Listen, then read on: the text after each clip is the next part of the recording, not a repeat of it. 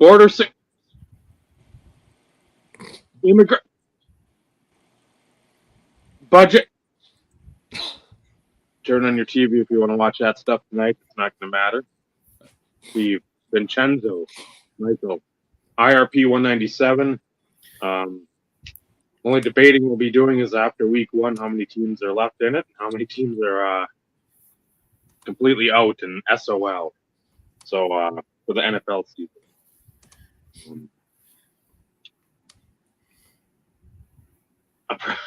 A pretty bland week 1. Again, it always starts, those first games are pretty much run-of-the-mill, bland. Couple of later games usually have something a little more exciting going on. The Sunday night game was a good one. Monday was about what you'd expect, minus McCaffrey all of a sudden being a guy that's out. I know It was listed as questionable. I know, but I mean, usually I know where you're going. and again, we're the post game conference of Yeah. I knew I was going to start Friday. Yeah, I knew where you were going with the conversation. Really? Really? No. I just happened to read the article that pointed out that little interesting morsel of information. So It's obviously not on a scale as big as it, but it's almost like insider trading. You're like, Well, so, like the article like pointed out specifics to the fact that it's not just from the opposing team perspective from a planning aspect. It's Vegas, it's fantasy, it's the multiple gambling apps as it pertains to touchdowns and so on and all those type of assorted bets that can be made. the fan duel and all that shit with the prop bets and everything else. It's like, you're not just saying, "Hey, haha, Jets, we fooled you." It's now when your NFL is digging the grave with all the betting apps and all the betting that's going on. You see every set of commercials. It's on with Kurt Warner, like, "Hey, know your limits." All the same stuff for the betting and all the call lines and all this other shit. It's like, and it's week 1. Week 1. Yep. So, it's just like, it's good on Jordan Mason. Yeah, I'm sure there were a lot of anytime touchdown parlays killed by McCaffrey not playing. Mm-hmm. People had going since Thursday. Mm-hmm. I'm sure. And don't fuck with Vegas, Yeah. But well, it didn't hurt them in this case. No, 100%. They collected on all those. Yeah. But it was nice to know that their their backup third string guy was all world in that game. Yeah. It's like, oh, they just look even better. And I was discussing a guy I work with. He's a lifelong Jets fan. And I told him, I said, did it seem like the 49ers had 15 guys on defense all night long? They were never out of position at all. They were always just there. They swarm. Which is not uncommon for them. No. In certain games, it seems as though they literally know what the play call is. Yeah. But as the season progresses and when it matters most, it's almost like, did you forget how to play football? But that's every team. I'm not calling out or like singling out the 49ers. I could say the same thing about Denver. Granted, like I couldn't watch the game, but you have an interception and two safeties in the first half. Means your defense should be looking pretty good. Mm-hmm. What the hell happened in the second half? Like, did they forget how to play football? Now, not that it's solely on the defense's fault to win games. I mean, Bo Nix didn't do lick a good. I'm just now learning that they didn't win. Oh, Denver? Yeah, Yeah, that's how much I pay attention. Well, anymore. like, I truth be told, I watch very little football these days. I think I watched a whole whopping 5 minutes of the Cleveland Dallas game only because I was waiting for like a movie to start on TV and there was nothing else on to watch. I don't watch much football these days. I go look at the scores, I kind of look at the stats, for games that seem that they're fairly close. I'll watch like the recap video. Mm-hmm.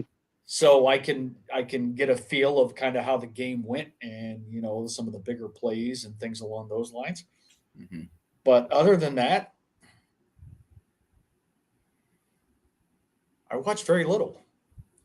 Like and this stems back from like last year. This is not just a this year thing, and it being kind of blah when it comes to the collecting space.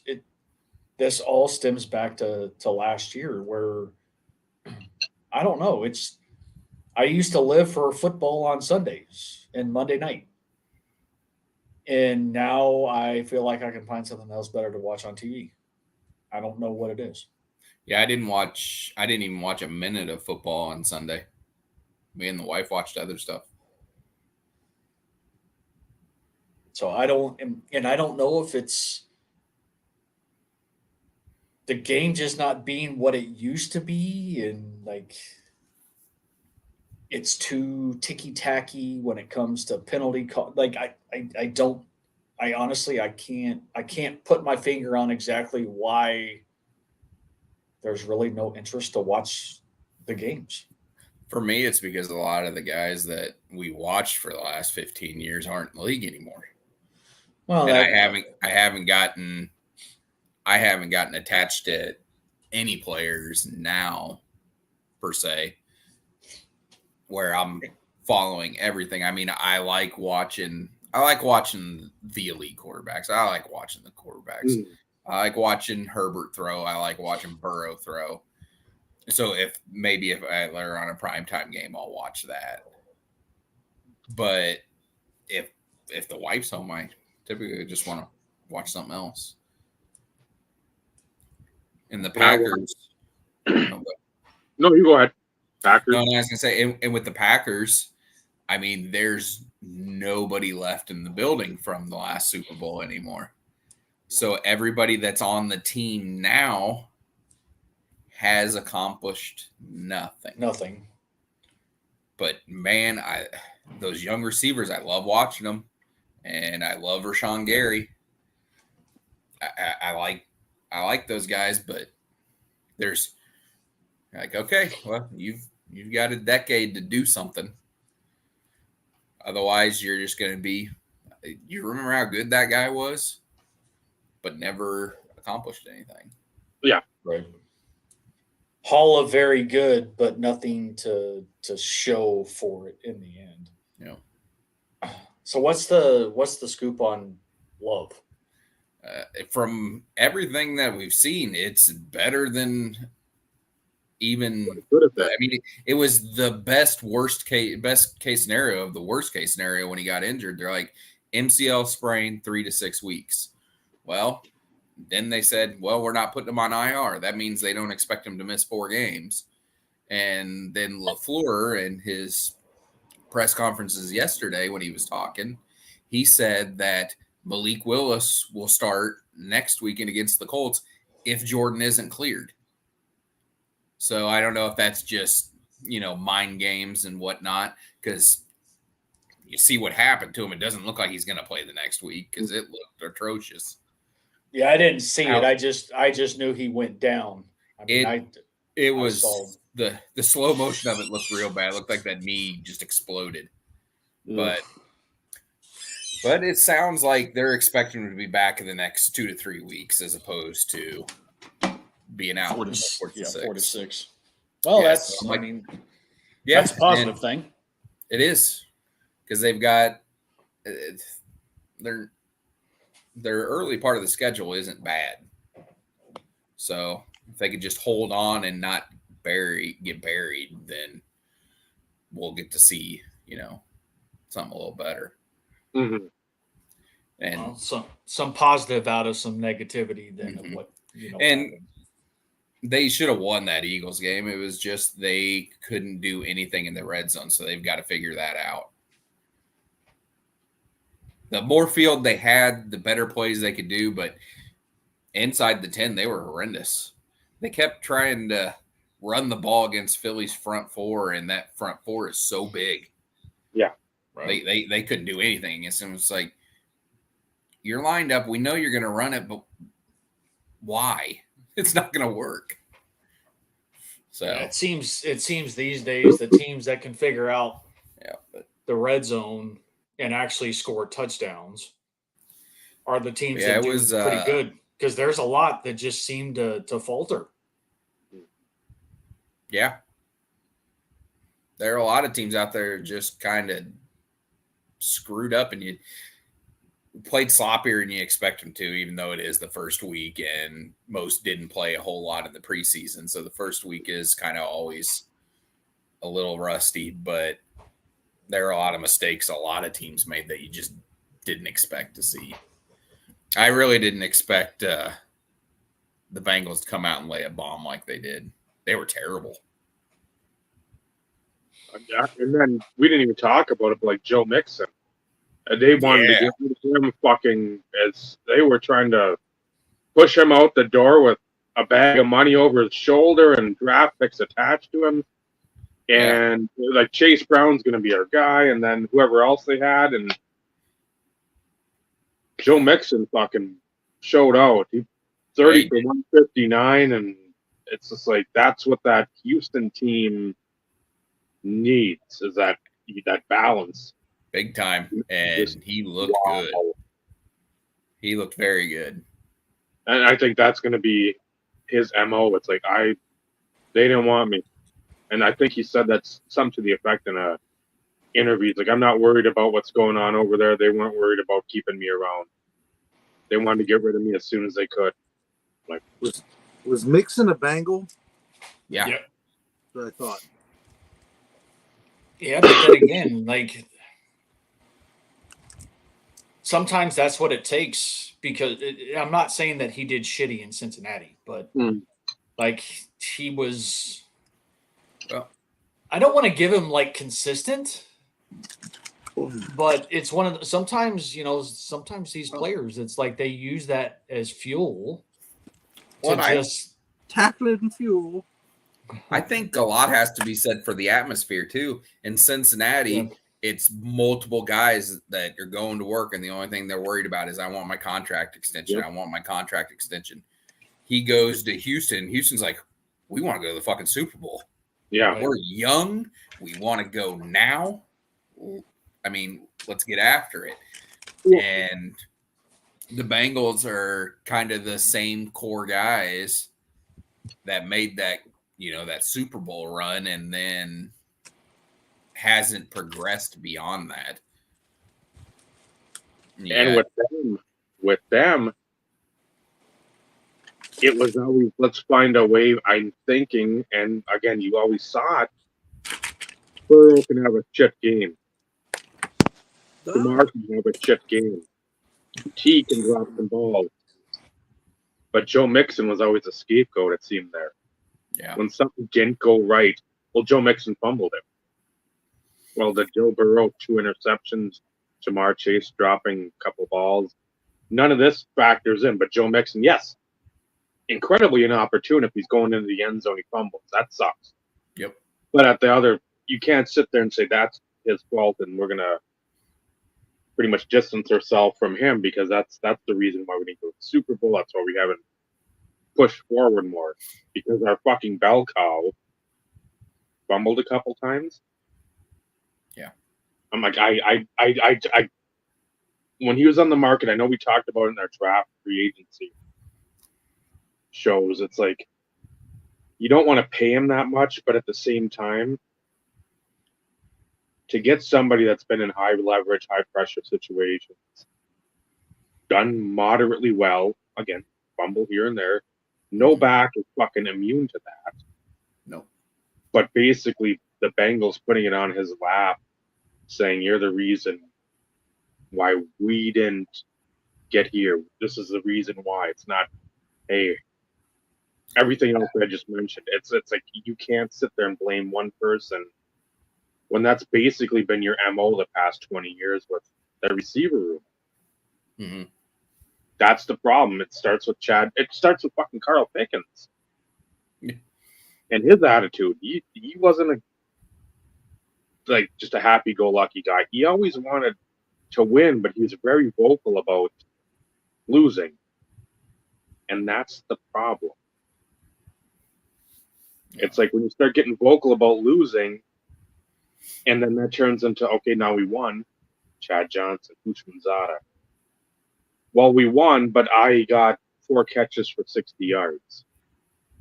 Well, again, I'm sorry, we don't have 15-minute Madden quarters on novice, and we're doing onside kicks. You're not getting each 25 targets, and we're going to work from it. You have to realize at some point in time, do you want to get paid, as Steve said, or do you want to fucking win a Super Bowl? Mm-hmm. I would like to win the Super Bowl, then guess what? My performance for getting to the Super Bowl and winning it dictates, hey, this character right here needs to get a pay raise. His performance on the field has told us that. Not, hey, I had fucking 9 for 238 against a Colts secondary that had some disabled people out there. Yay, pay me. I need $20 million a year. No, fuck you. Yeah. Play the goddamn game. Yeah. You signed a contract. Now, 3 games in, I want a new contract. That's not how it works. Yeah.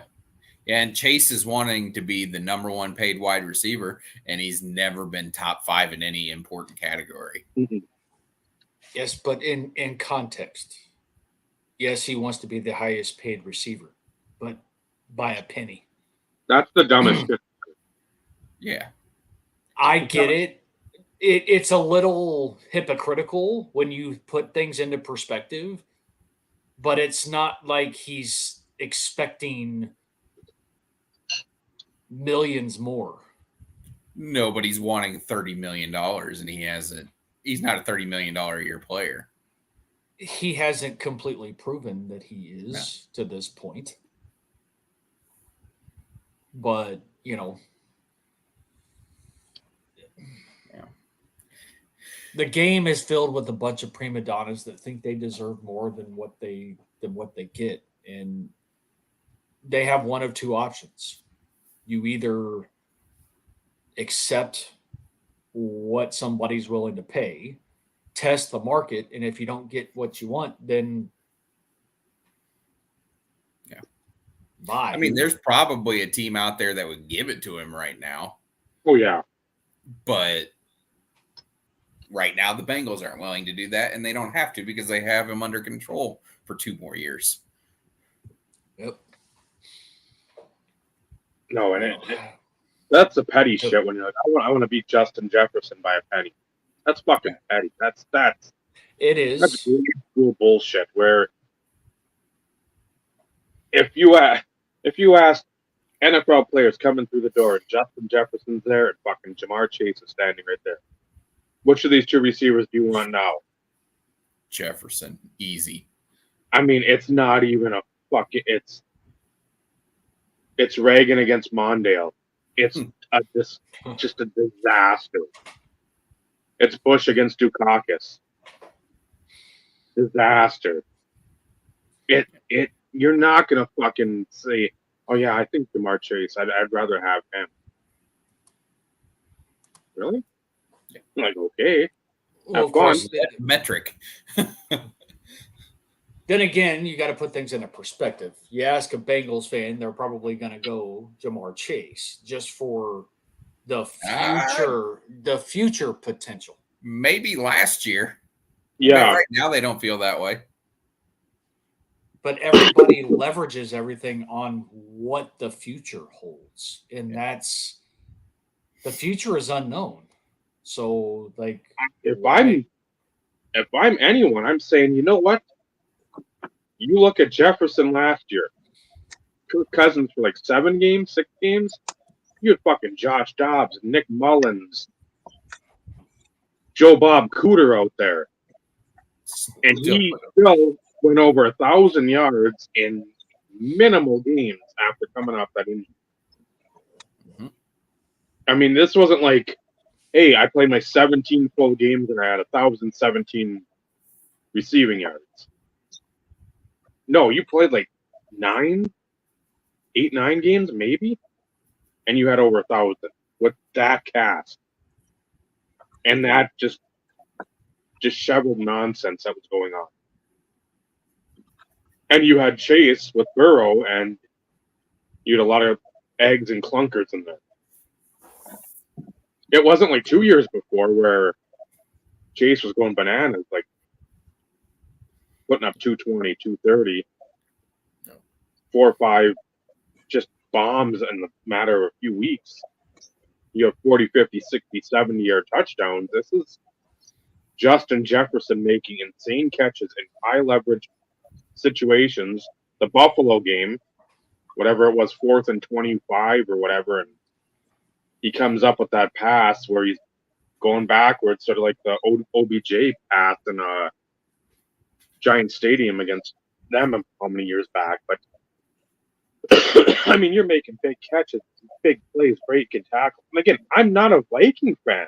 This is coming from somebody who was the last person who's going to be touting a Minnesota Viking. But when I watch him, that's what I want in a receiver.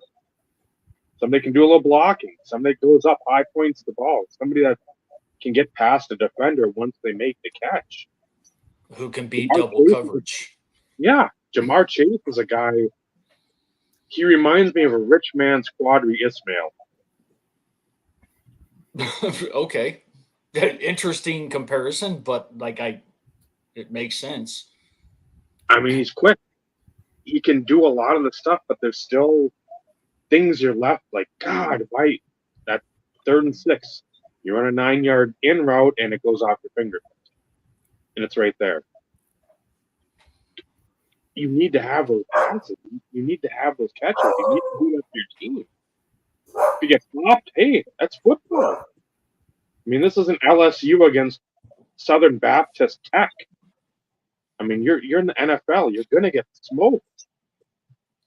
So, I'd if people take Chase over Jefferson, there's got to be a way to get their money some other way, because make some other bets and cash in, because I don't know.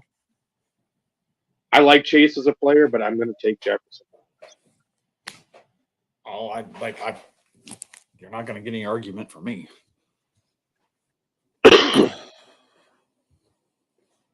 Hello, Bob.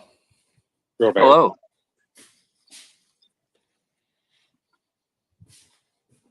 How's it going? It's going pretty good, man. I'm 1-0 in fantasy. On the back of Chris Boswell, 26 points. Hey, it doesn't matter how you win, as long as you win, right? Yeah.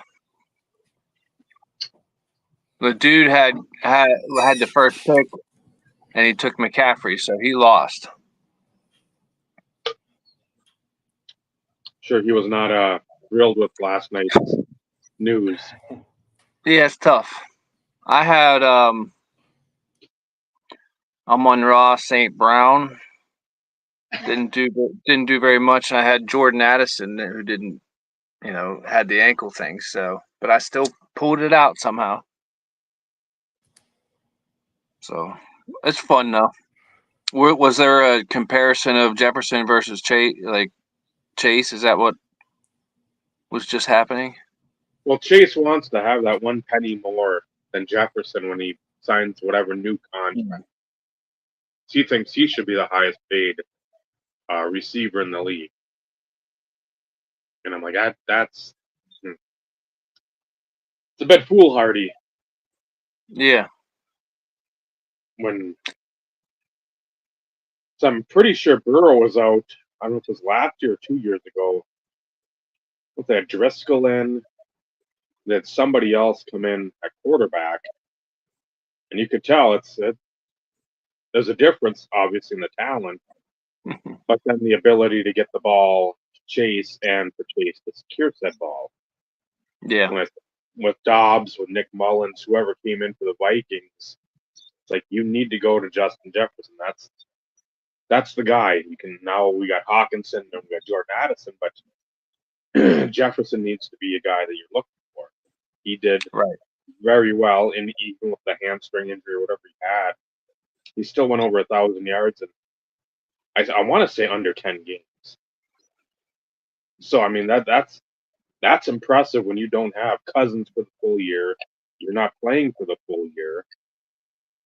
I harken back to looking at football cards and the stats, and we look at, well, Bam Morris, he had 285 carries for 1,003 yards in 16 games. It's like, wow, he went over 1,000 yards. Well, divide that 1,000 by the 16, and it's like 63, 65 yards a game. Right. Wow. That doesn't really. Yeah. Context is everything. Yeah, that doesn't really pass the eye test right there. So it's a pettiness of, I want to be the highest paid. Well, who cares? Get paid, build, quote unquote, your brand, build your repertoire, your rapport with the community, the team. I mean, I don't know. A lot of that seems to go away. Where I know if I had any physical skill set, that would be something I would be doing. Like I'd rather build that up, and so I could be Peyton Manning after my career is over, where people love him and they love to see him, and he just brings a smile to your face instead of somebody's like, that guy again. Chris Collinsworth. Yeah.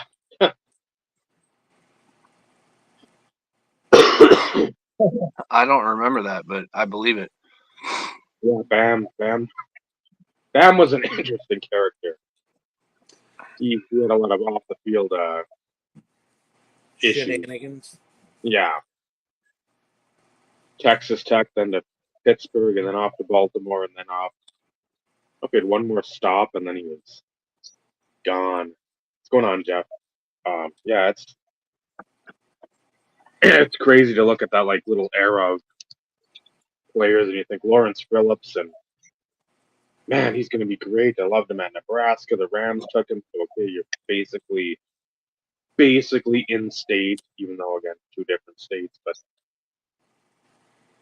and just We were talking NFL busts recently, and I Googled, that question, and top of the list was any guesses?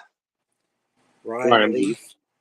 He was number 2 on the list, but Jamarcus Russell took the number 1 spot. My dad had never heard that story of like the offensive coordinator handing him like the DVD of next week's like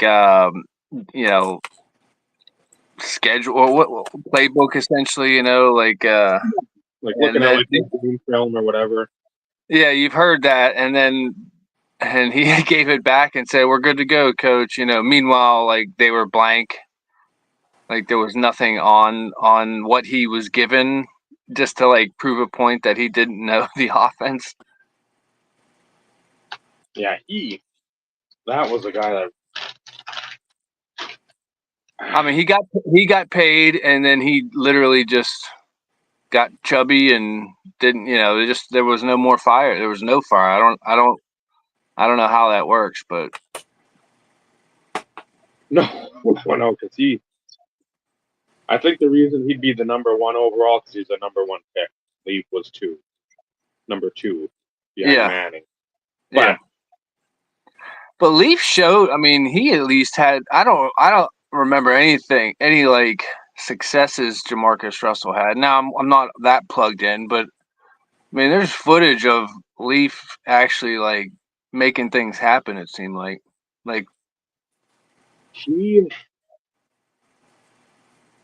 I'm trying to remember. I remember 98 game one. That was the first game Tennessee had the Titans. And they played in Vanderbilt Stadium. I remember San Diego had won like 16-10, 19-13, something of that ilk. I want to say he had one touchdown pass to who I can't even remember. I don't think it was Trevor Gaylor, but it was like 3-4 weeks later, and that's when that the locker room clip came out when they had the Chiefs and they got killed by the Chiefs. Derek Thomas welcomed him to the NFL that day, but that was when Ryan Leaf was a big crybaby, and Seau comes over there. yeah. Get away from me, man! Yeah, get away from me, man! Like he did well at Washington State, but again, the Pac-10 at the time was like, man. You got Wazoo doing good every like 5 or 6 years when they have a quarterback, and then other years pretty much in the dumps. And plus, that was I think 1 year only. He came from like an Idaho or some community college, so I'd have to look at if the lowest rung if he was on being down in Louisiana, he would know more about like Jamarcus and like college. Yeah. Because that whole time frame with LSU was all the same. Everybody was the same. You're seeing big scores of big plays. You'd see like Chris Leak doing things for Florida. You'd see Georgia was okay. Alabama was okay. I mean, I don't remember. Nothing was sticking out. Yeah. But no, NFL wise, the only thing I can tell you is draft day for Jamarcus. That was probably the highlight. And when that's the highlight, that's Well, and the fact that him being drafted number one in a large ass contract changed the whole rookie year deals and everything else as far as maxing out those contracts. Well, it changed after Bradford. Bradford was the last one that got paid as a rookie. Cam Newton was the first quarterback that got drafted in the draft that had the scale. Mm-hmm. Yeah, but Jamarcus kind of started it though. Oh yeah. Bradford at least was decent. Yeah. Jamarcus was horrible. Oh yeah, owners wanted the rookie scale all along. Mm-hmm. Because it did. It became a part where, yeah, if you're such a horrible team, you're going to get the first pick. But then if you get that wrong, which one of the reasons why you have the first pick is because your team usually gets it wrong. Right? You're strapped with a bad contract on the most important position. Yep. Yeah. So the 100%. Because football was the only one that did it that way. Basketball, baseball, hockey all have, low numbered contracts. Baseball just in the last 5 years has gotten crazy where they're paying minor leaguers big, huge MLB contracts, essentially to buy out their first 4 or 5 years of free agency. Yeah. And that worked out real good for Tampa. Yeah, with old Wander, that kind of hurt. I wonder what baseball would look like though if they had the cap like the other sports do though. Yeah. I don't know. Because I mean, like, keep me honest, but owners do pay, like, I'll call it quote unquote a luxury tax, based on like what the average team salary is, and up to a certain point they pay a percentage over whatever that is. But put a salary cap in place, it'd be interesting to see what baseball would look like. There might be more parity like there is in football. Maybe. And it's more hypothetical because, like, who knows? It's a proven point. Just because you have $1 billion payroll doesn't mean you're freaking a dynasty and winning championships. No. Yeah, you can spend all the money you want. Doesn't mean you're going to win. So it's just, I don't know. I think it would be a little bit more intriguing because, like, you wouldn't have teams that have a stack of all-stars. It does kind of hurt as a Pirates fan. Like, that's because your owner's a dick. Yeah, you look at a team like the Dodgers. Like, there's like 6 people on like just 6 when 5 or 6 players on a team could come to your team and instantly be the best player. It's like that's kind of it's a little disheartening. Well, Glass now used to be one of them. Yeah. Yeah, he's made a little name. I mean, I still remember his. He was like big on when the spider tag thing came out a couple years ago. Like pitchers sort of were relying on it, and then had to like change the way they threw because they weren't allowed to use it anymore. And that was his claim that caused an injury for him. I don't know. My boss at work, Mike, he was like a pitcher into the, like, I don't know what league, but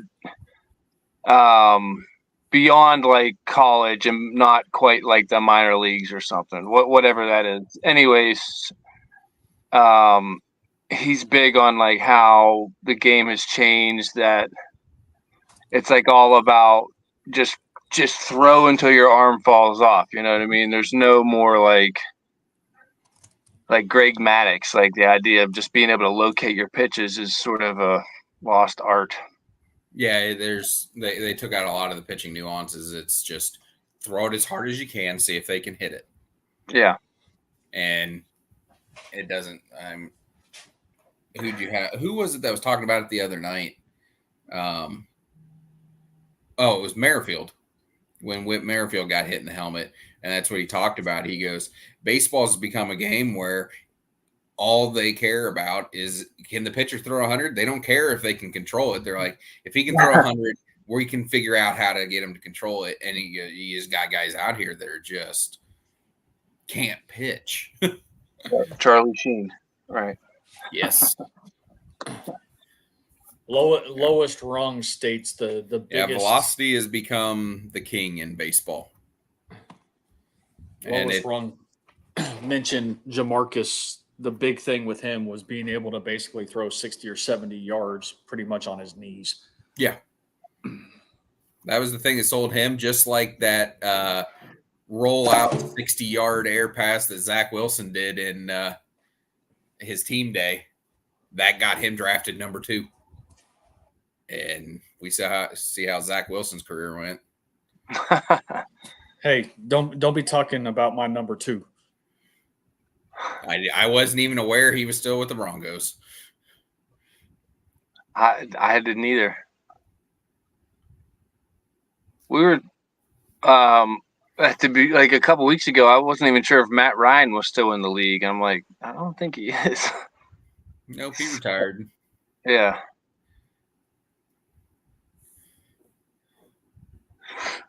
Yep. I don't think there's anybody. I'm trying to think if there's anybody from that draft class still in the league. Flacco. What's that? Flacco's with the Colts. Is he actually with the Colts? I wasn't sure that he was on a team. Yep. Okay. Well, then yes, because I was thinking Flacco too, but I'm like, is he actually on a team or not? Because I knew he played with the Browns last year. Flacco's still in the league. It's crazy.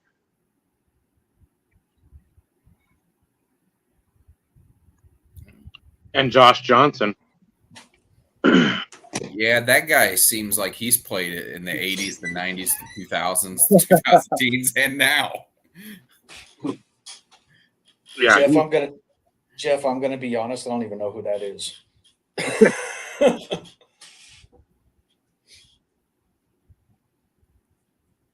no, I think Johnson's still Baltimore. Yeah, he's one of those guys that he just managed to find a job somewhere as a backup or a practice teamer. Who's the starting quarterback in Tennessee right now? Will Levis. That's right.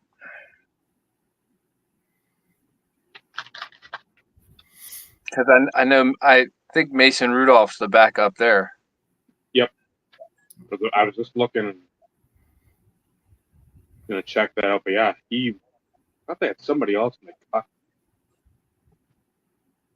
Oh, that'd be Willis, yeah. Yeah, Rudolph's their backup, and Is the guy that they took, and it was like the Pickens or this dude, that other dude that Tennessee ended up going with? I forget who it even was now. Is he even in the league anymore? The other quarterback that was Malik Willis. Yeah, he Malik might be Willis. starting for the Packers this weekend. Oh, really? Yeah. Was that the biggest injury of the weekend, Jordan Love? Maybe name-wise, but there were a few guys who got injured and won't be playing again this season. Yeah.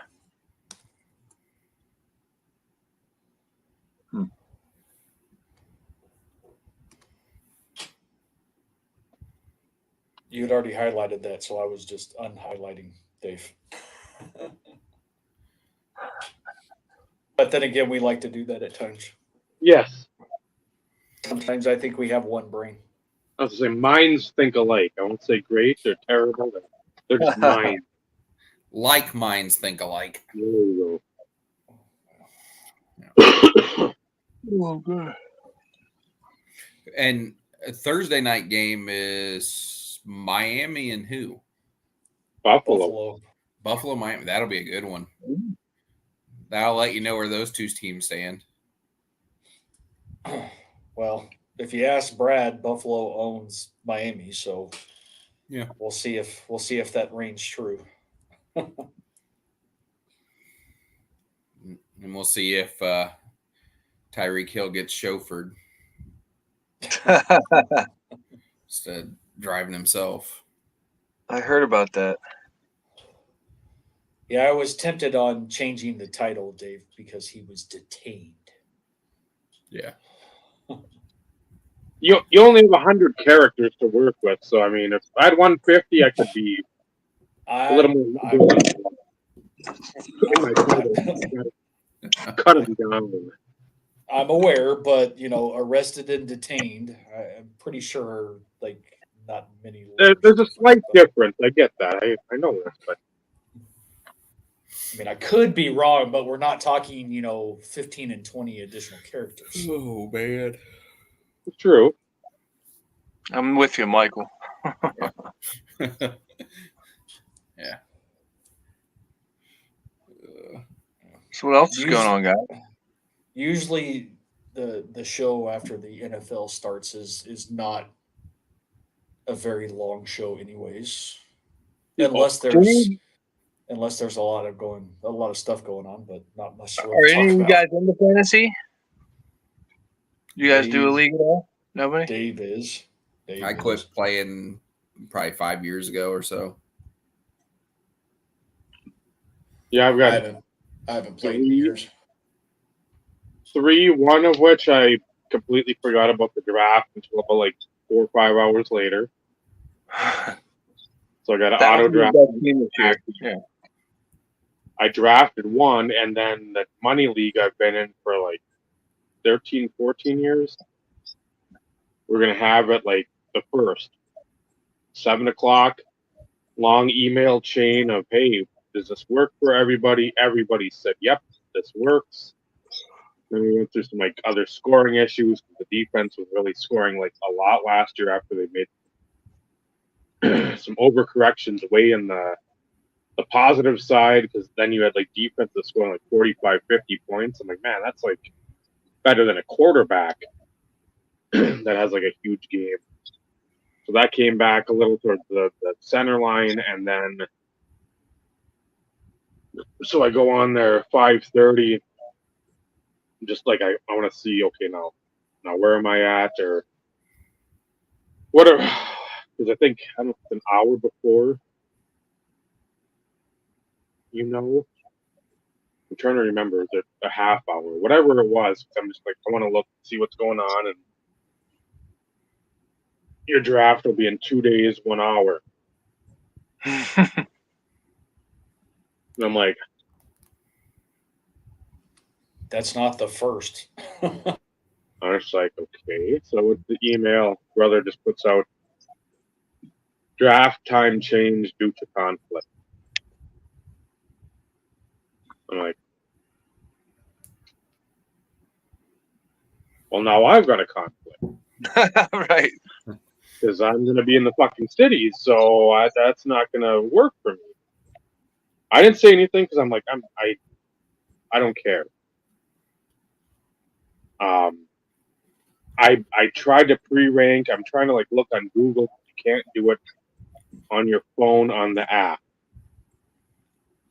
Finally, I find it like Monday at like it was like 11:55 p.m. It's like you have to go in a browser, have to go in there, and then you can edit your pre-rankings, but you can't do it less than 24 hours before the draft. So I tried, couldn't pre-rank because the draft's at 7 or 8 the next day, and it was already basically midnight or 12 a.m. of Tuesday morning. So I'm like, makes it easy for me not to care who's drafted or not. So I'm not going to be there. I thought about the gourmet guy who's in 3, 4, 5 leagues that you want to draft, but I don't want to put that burden on him try to draft according to my thoughts or whatever. And it's a QB heavy league. You've got to usually get 2 QBs in the first 5 to 6 rounds. I mean, there's been years where I've had drafted a QB like one. I remember I had Brady several years ago. Came back with like a running back or receiver, and then like the next pick I picked like Rodgers. So I mean, I had 2 of the top quarterbacks, but you needed them because that they scored so many more points than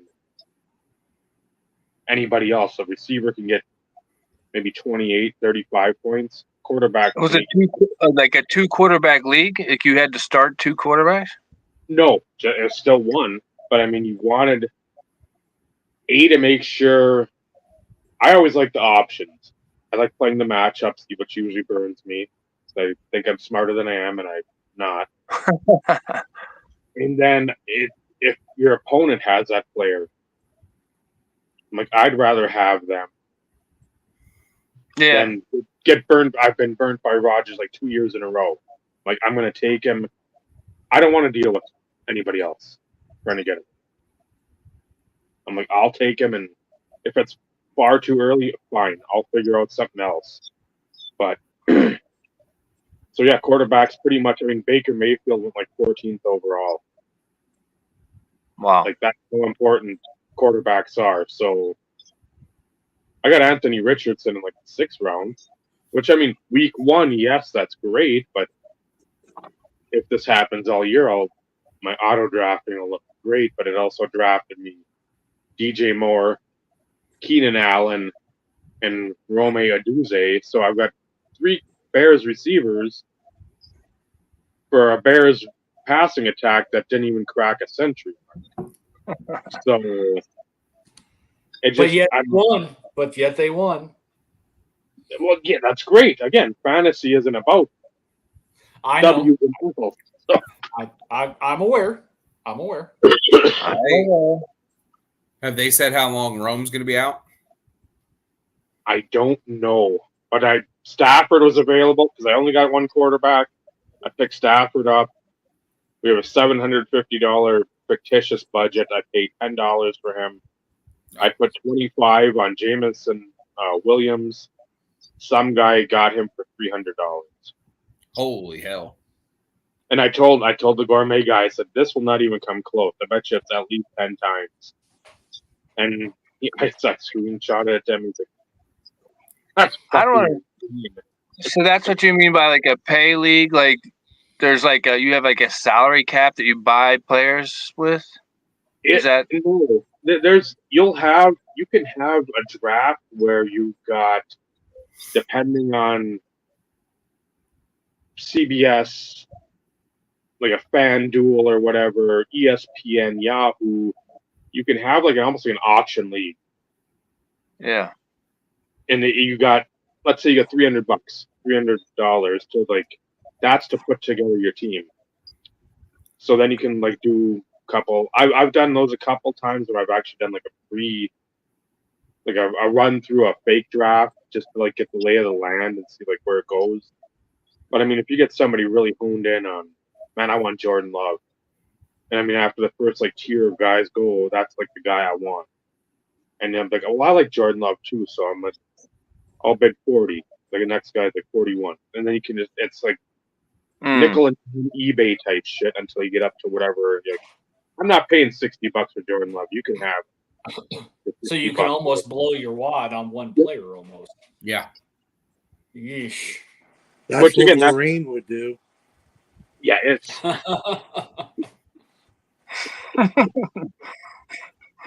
I was beginning to wonder if Bob, if you caught that or not, because it took you a while. I didn't at first, and then it clicked. Yes.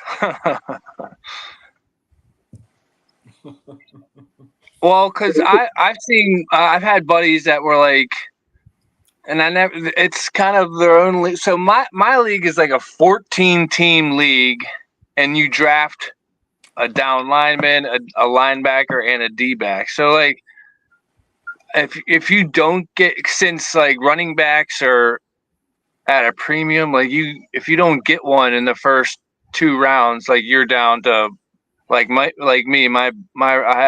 drafting James Conner as my first running back, you know what I mean? Which isn't all that bad, but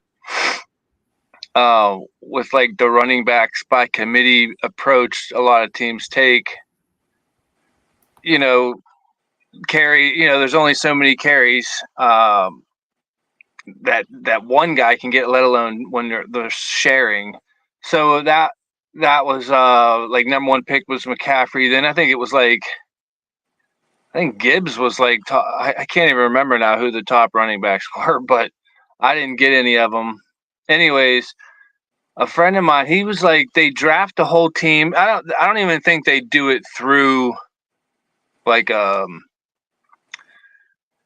they've been doing it for so long, they create their own system. They have created their own system, but like they draft a whole team, but they only play 3 like players, you know what I mean? So it's like a defense, it ends up being like a defense. Maybe one week a receiver is better than a running back or vice versa, but it's always pretty much a quarterback is the way they have it structured. They are the point getters. But yeah, it's like, I don't know.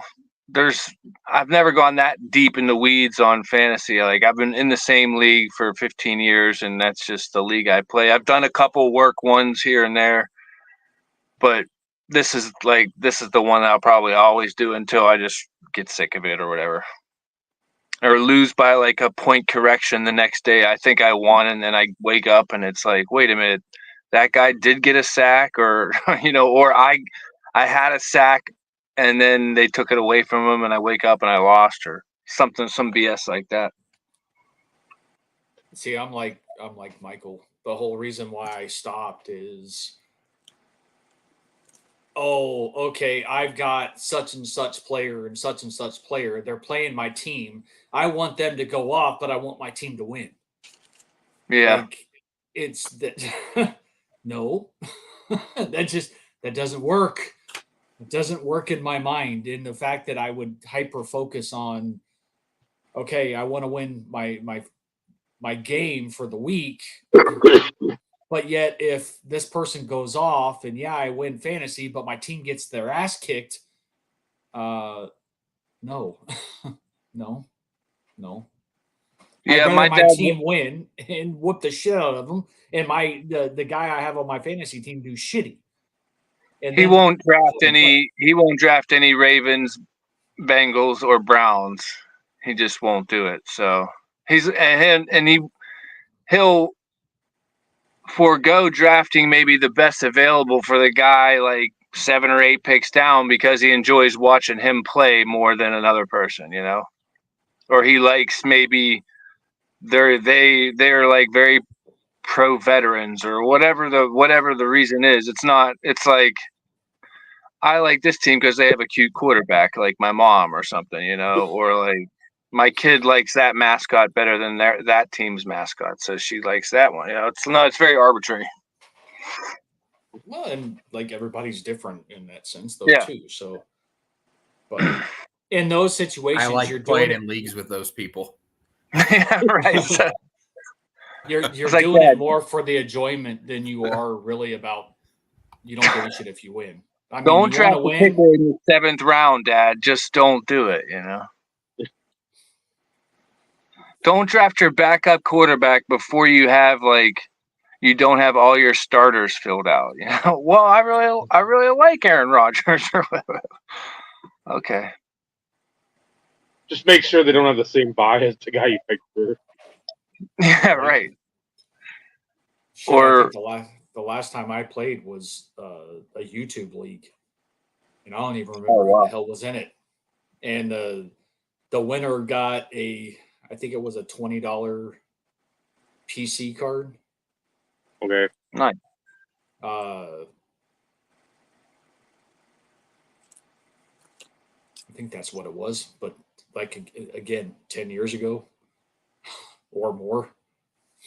And again, I don't even remember who the hell was in the league. Probably Hell, Scott did. hell, Any Mike, memorable? Michael could have even been in that league potentially, like because of Sichtifer. I was not. I don't believe I played any YouTube fantasy, and over the years, maybe 1 year of baseball, maybe. That could have been what But I see, you remember. got to understand, which most of you already, Dave and Steve, do. I'm super petty, and I never joined any of the Secret Santa things because I didn't want to get paired up with somebody I did not like and have to give them something nice. That's my level of petty. Even if it was a $20 PC card, that's not petty. I'm not willing to risk having to spend $20 on somebody I do not like. That's not petty. That's standing up for your what you believe. That's honesty. That's not petty. That's honesty. I mean, I get it. I'd have a hard time coughing up even $1 for something to send to somebody that I couldn't stand. Yeah. Yep. So, I get it. So, yeah, petty is not the word that comes to mind in that situation. It feels it sometimes. Tomato, I guess, in that sense. Yeah. There are just certain people amongst that group that I just, to this day, do not like. Yeah, I still have a handful, just like Dave does too. Can't like everybody. Yeah. You I can find be it cordial. hard to not dislike everybody. You can be cordial. You can be respectful. Mm-hmm. But I just don't participate. Just conscientious objector. Yeah. To try and like everybody and hope that everybody likes you, that just becomes a chore. Yeah. So what you're saying is you'll never be an influencer. That is correct because I am a person who doesn't give a flying fuck what anybody thinks about me. regardless of. So, like, you Hit come that up to subscribe me. button. Hit that subscribe button, everybody. You don't like something that I say? Okay, well, that's your opinion. Go fuck yourself. Like, conversation over.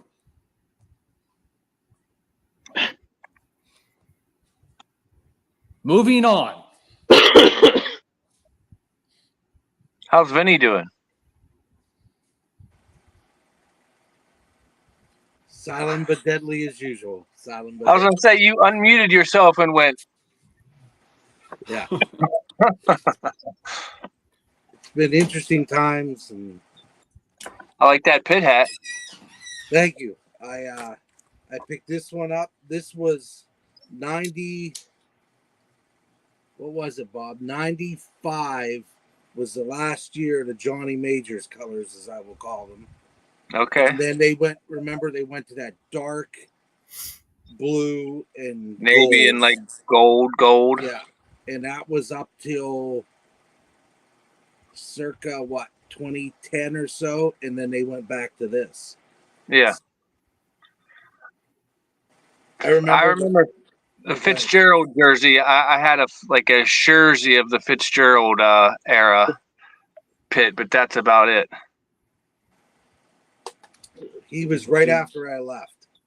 Yeah, Curtis Martin was the last guy I think that had that I cared about at Pitt. Yeah, I was 96 to 2001.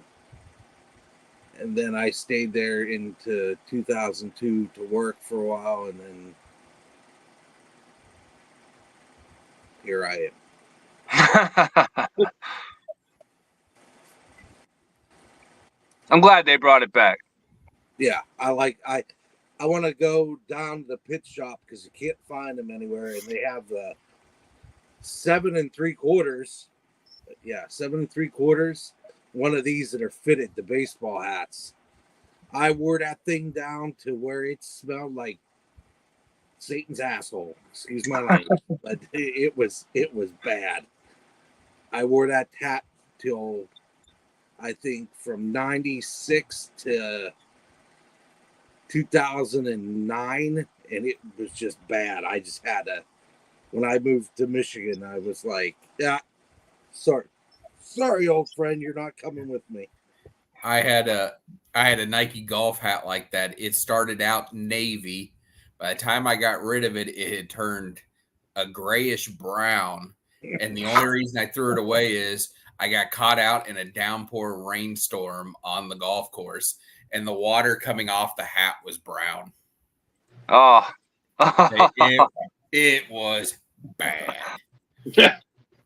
The structural integrity of the hat was pretty weak at that point anyway. And then once it got wet, I'm like, yeah, it's got to go in the trash.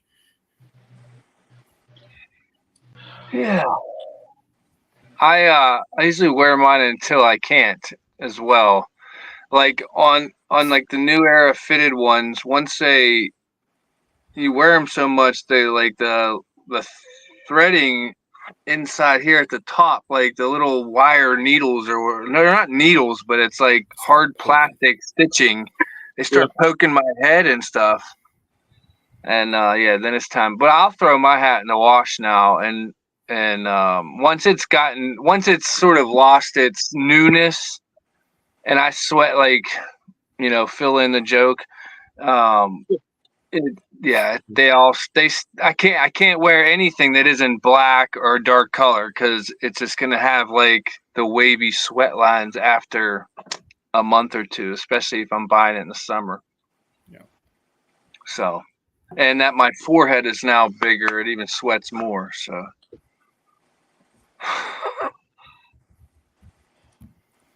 Guess that happens when you start losing your hair. That's right. That's exactly what happens. Well, like you and Vinny can almost compare.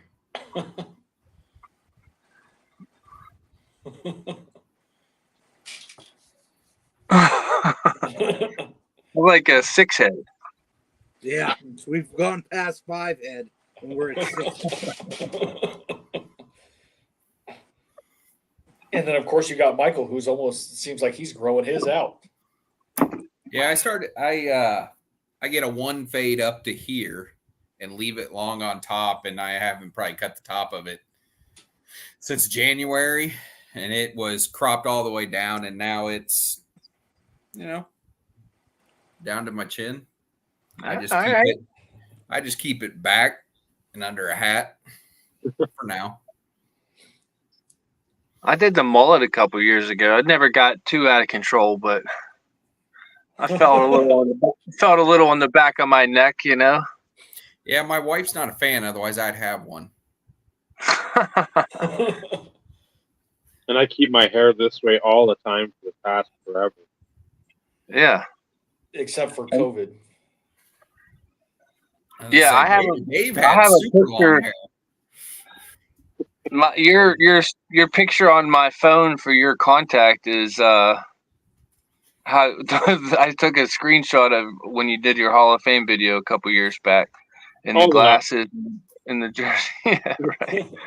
I look The like headband. a peacock or that parrot. I look like a parrot. That's why it'll never be this way again. So I gotta document it. Yes, because that was brutal. That would be his Hall of Fame bust. That's Right. a very easy picture to Maybe. to find and to replicate. Yes. That would be like your super short print, you with the long hair. Well, he submitted it to the hair contest or whatever it was that happened there locally or whatever. Wasn't that the same picture that you used, Dave? With the spiked cockatoo?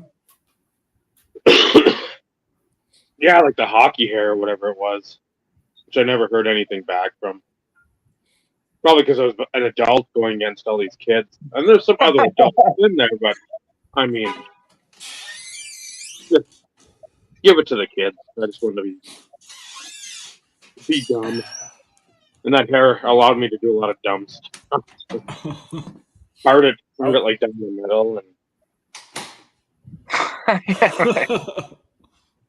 it never got I was hoping there's more volume and flow in it, and it just fucking dead, just flat, and You need some product in that, man. Yeah, that's what I was getting ready to say. You didn't go freaking get the product in order to. well, I didn't want to have a Floby or whatever the fuck it is.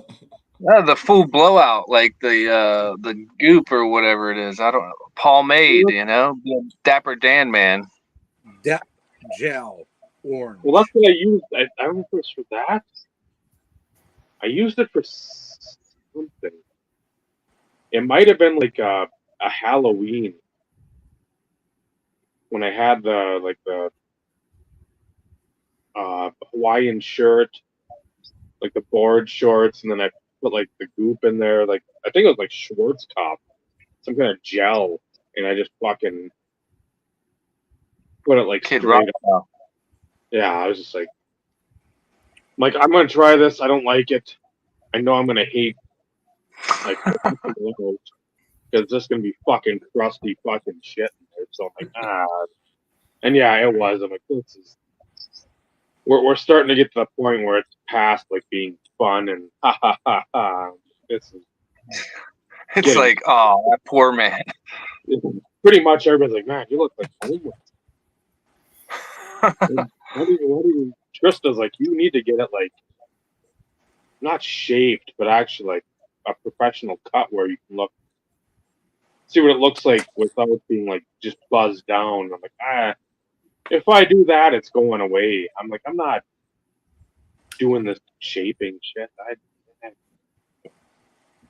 That means more caring of the hair, and if it grows out, yeah, I'm Amish, damn it.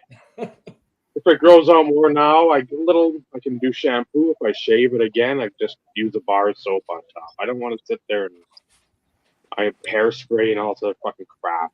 No, it's hair. Because during COVID, Like, how long did you go before you actually shaved your head? Wasn't it almost 2 years?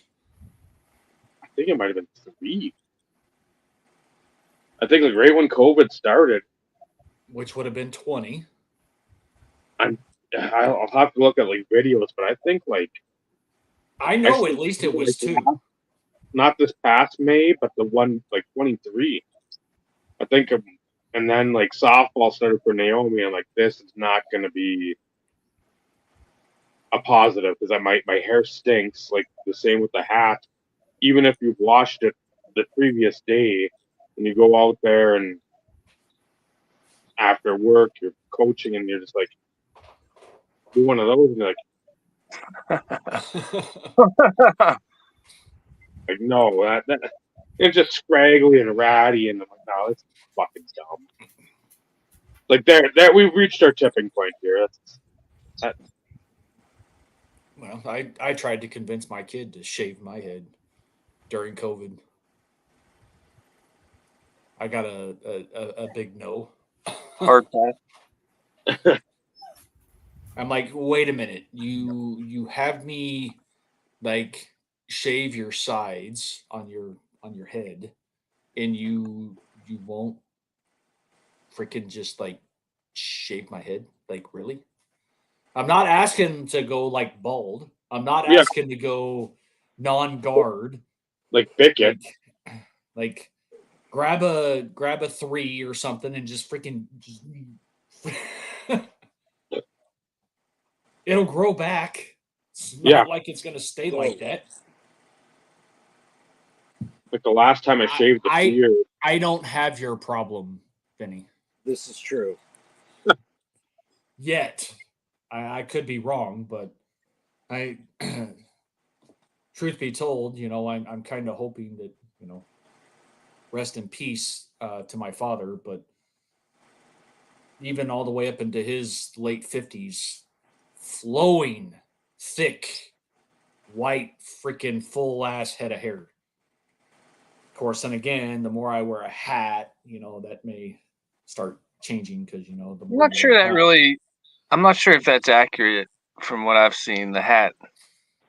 It's more about the fact of it's not in natural and like fake light that you're basically keeping it out of the elements is what kind of does it. It's not really the hat itself.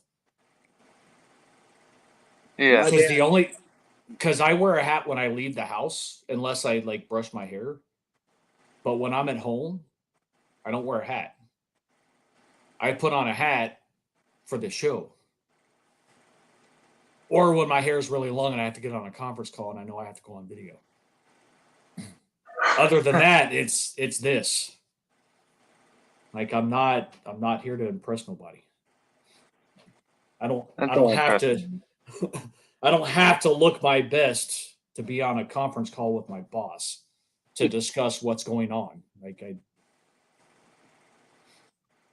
I think the only time I don't wear a hat is when I sleep.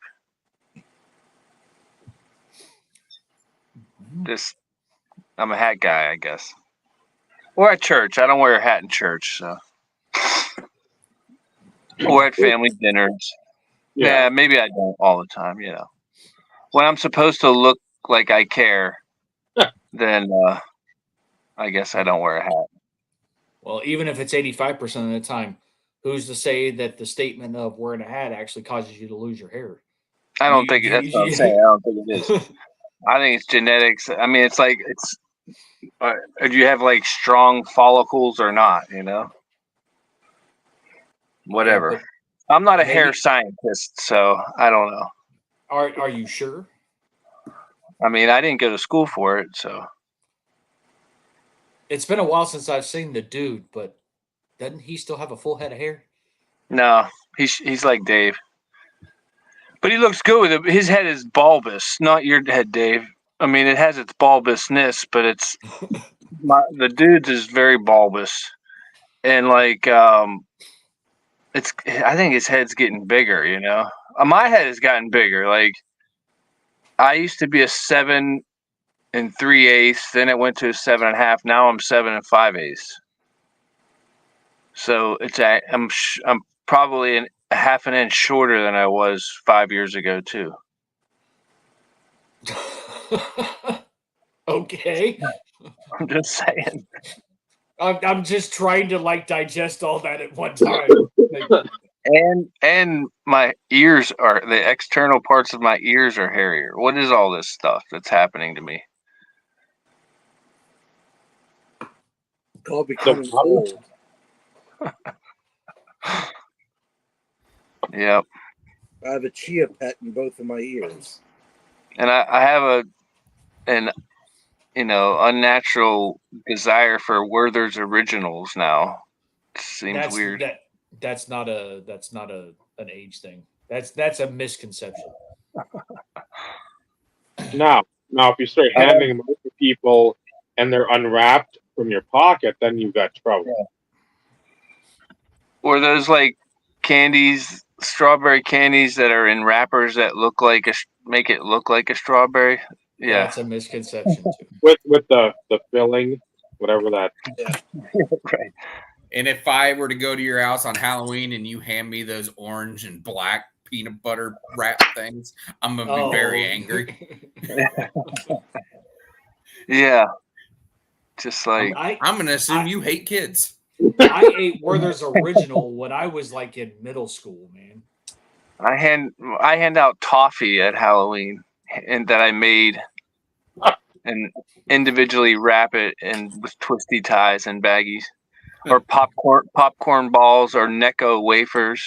My mom did the popcorn balls, and she would just give them to the kids that she knew because other parents would throw it away.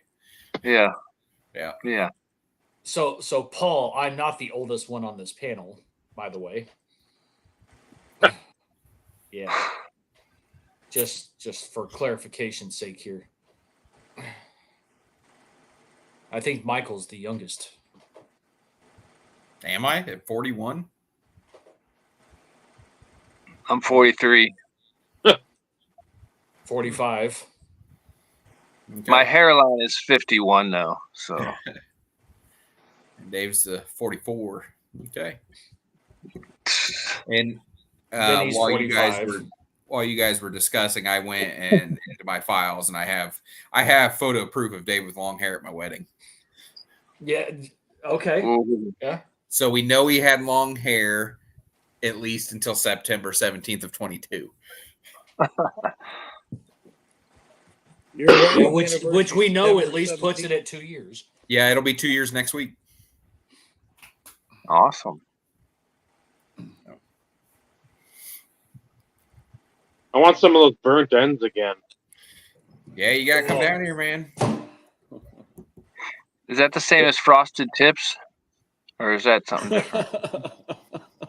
No, we're talking food.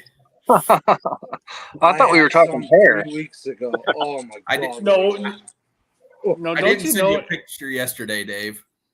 I went there again yesterday because Monday's the only day you can get mac and cheese. And you can also Monday is rib and mac and cheese day.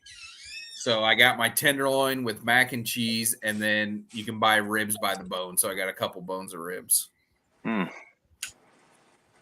you know, Bob, that everything eventually leads to food at some point? At least. I mean, I care more about food than I do cards. This is I had a correct. nice steak. Yeah, we haven't had an episode of Chasing Cereal for a while. Well, it's Blueberry Frankenberry season, and apparently they made a new one. It's like a fruity version, and it's a chick. She's like a green chick. I don't know her name, but why sucks. Because I don't care about equality. I don't know. I'm disappointed in you, Bob. You're supposed to be the cereal expert. Damn it! It's like they mixed them all together. They just they ran out of ideas and said, "What if we put all of them in one bowl?" There was something had of that ilk. I don't remember how many years ago now. So I think it was pre-COVID. I had seen it at Target, and it had like the Frankenberry Blueberry Chocula, but then there was some other one like a monster, and it was like the fruity bits, like just like it was like a reddish monster. And then I've seen that other one. I'm like, stop it, just stick Now, with the. they all have pets now too. They all have like pets now, Which you which don't is need. weird. Like I don't No. need to see serial characters of pets. Just fucking. Do you Stop know it. that there was like I watch some toy channels like just because I like all things collectible when I watch these guys, but apparently there was like I forget, it would have been General Mills, I guess, but they had like whatever their character was. Well, here, this is like maybe all of them did it, but this is like the Sugar Bear, right? Yeah. And I don't know if this is part of that, but they came in these white boxes. But apparently, like the Frankenberry guy is like the limited one, Because I was like, oh, I should get like at least try to find the ones from the cereal that I like, and then that would probably lead into me collecting them all. And then I'm like, wait a minute, one of these is like hundreds of dollars. I'm like, nah, maybe I shouldn't do that. But I mean, that's the ugliest little like He almost cereal. looks like a stoned Yogi Bear. Yeah. That's Or a exactly what he boo-boo. said. That is accurate. So Hey. So I don't need another thing to collect. So from the IRP research department, we have Carmela Creeper Yeah. is the lady there, and She then green? She is, and it's the fruity kind of cereal. It looks like. Then they have all 4 of them in what's called Monster Mash. So, Thank you, research department. yes. Till you're better paid.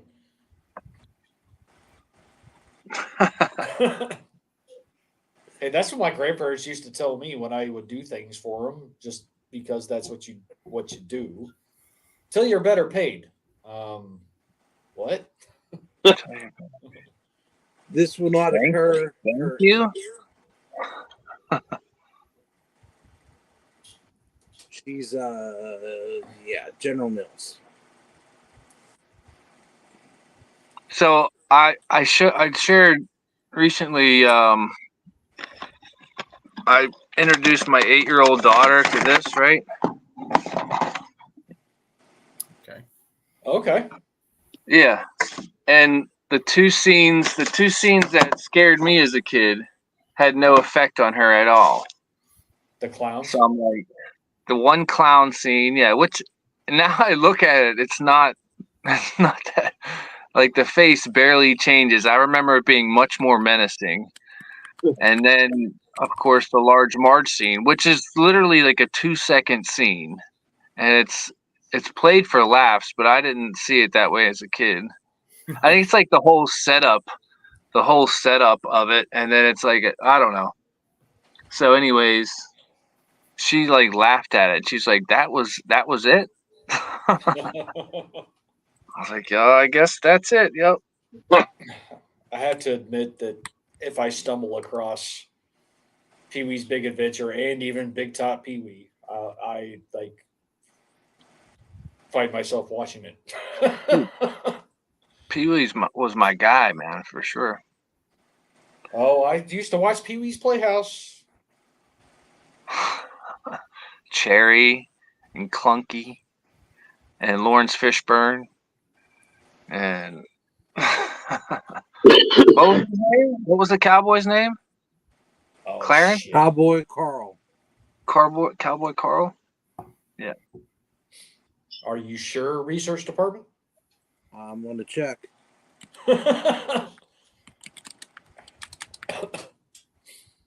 Just to It'll make- ensure, because we don't like to convey incorrect information. Yeah, the internet will come after you. If not, Cowboy Curtis. That's what it is. Curtis. Well, you were close. You were close. Oh, who's Cowboy Carl then? Son of a gun. I knew it started with a C. Cowboy Carl. Cowboy Walter? No. Cowboy Daryl? No. Cowboy Aloysius? Cowboy Methuselah. Oh,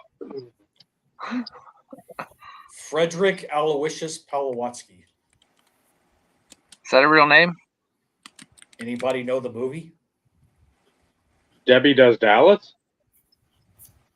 No. Frederick Aloysius. What? Palawatsky, I think is the way it's pronounced. What if I said ogre? Nerds. Revenge of the Nerds. Revenge of the Nerds. Nerds. Was that Booger's name? No, ogre. Ogre.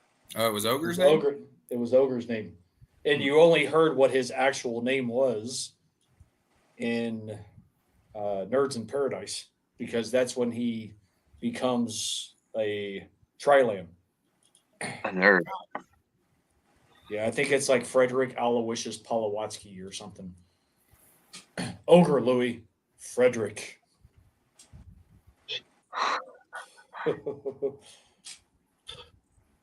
I remember hearing that dude's name Poindexter, and like that can't be a real name. Like I thought that was like a jab, like because that's what I always thought. Like a Poindexter was like another name for a nerd, and that was his real name. I was so confused as a 9-year-old watching that. I'm pretty sure he was the director too.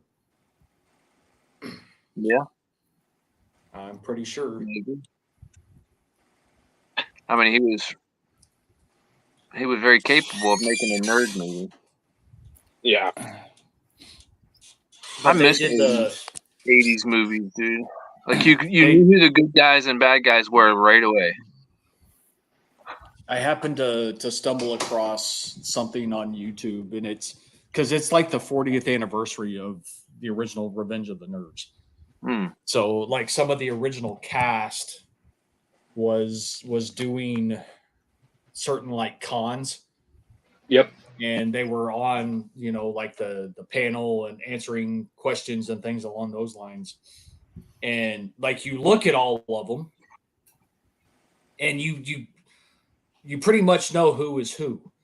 Poindexter's the only one that you like look at the guy and you're like, no way, that is not Poindexter.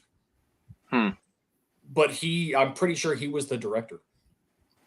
Interesting. And then also played a part in the movie.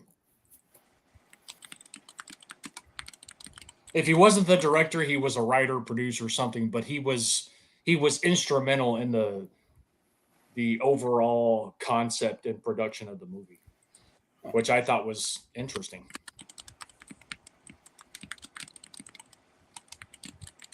So, Is Vinny doing more research? So Timothy Busfield was Poindexter, and he was on 30-something, wasn't he?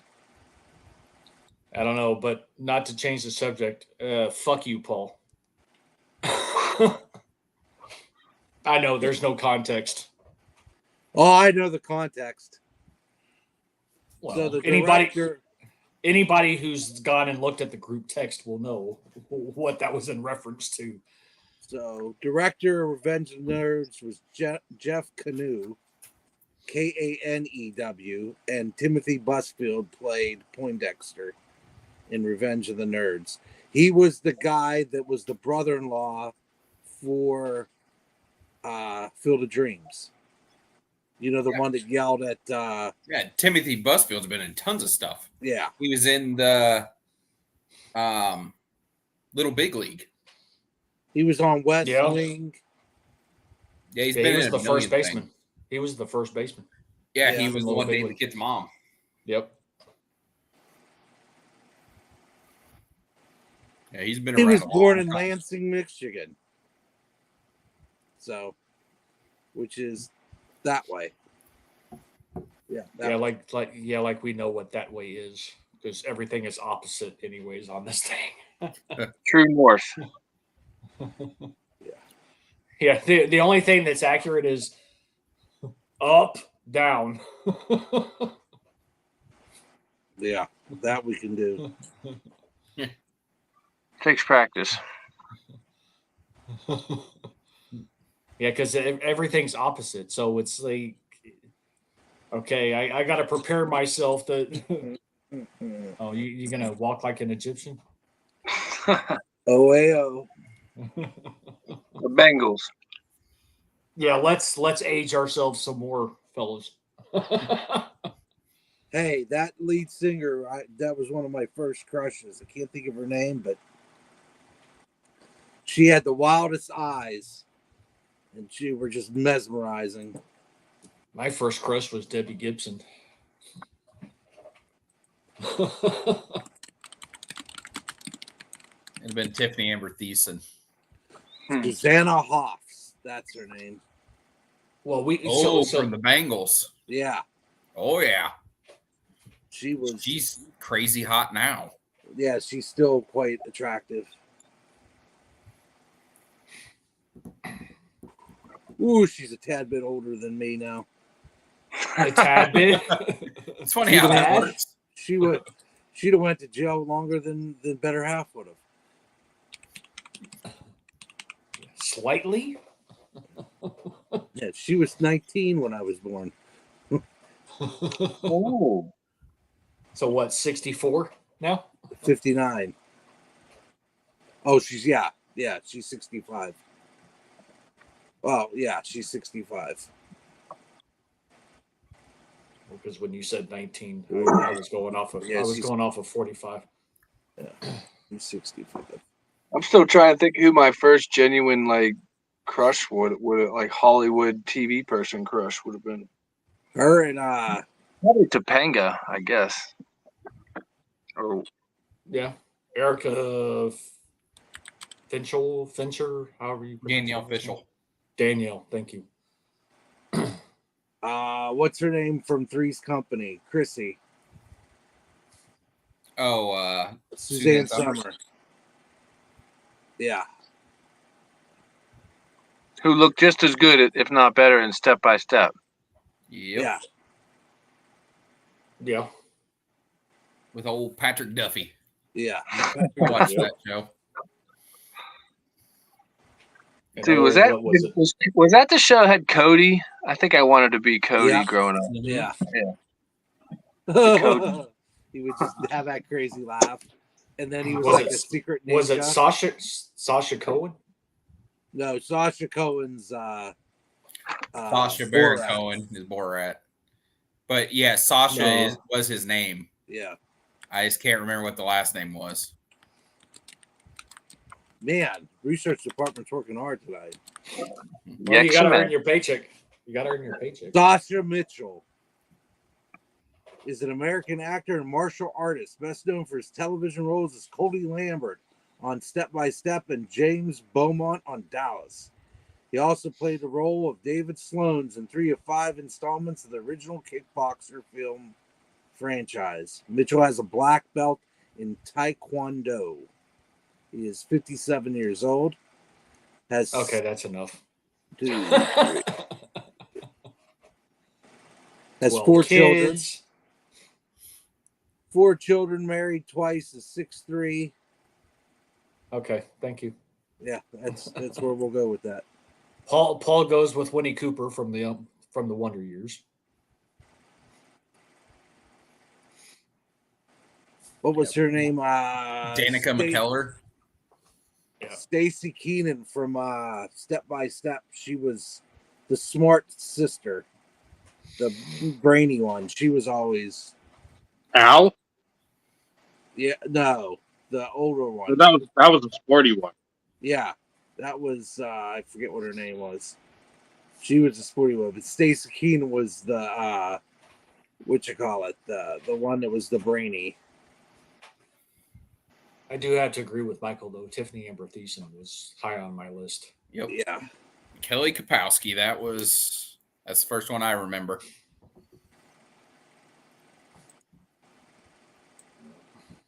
Jenna Von Oy.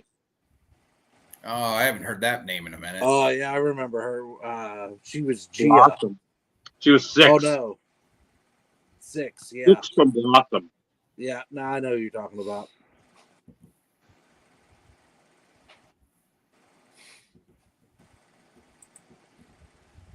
Yeah, Well, some this of which this went a little So- different than usual. some of them have aged better than others. Yeah. Danica McKellar is still smoking, Oh yeah. and she's a certified genius. Who else did I read's another certified genius that started her own biotech company? Malik Balak. Yep. Blossom. Yeah, She's- Blossom. She's a biochemist, but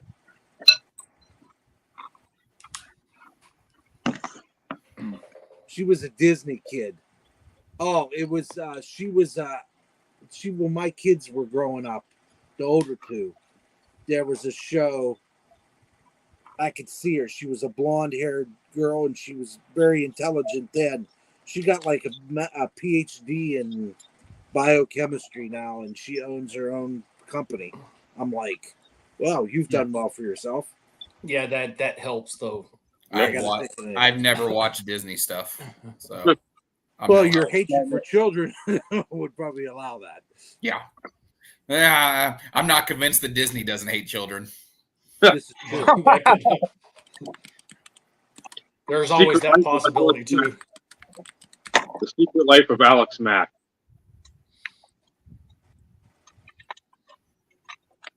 Sabrina the Teenage Witch. I remember that one. That was Melissa Joan Hart, Yeah.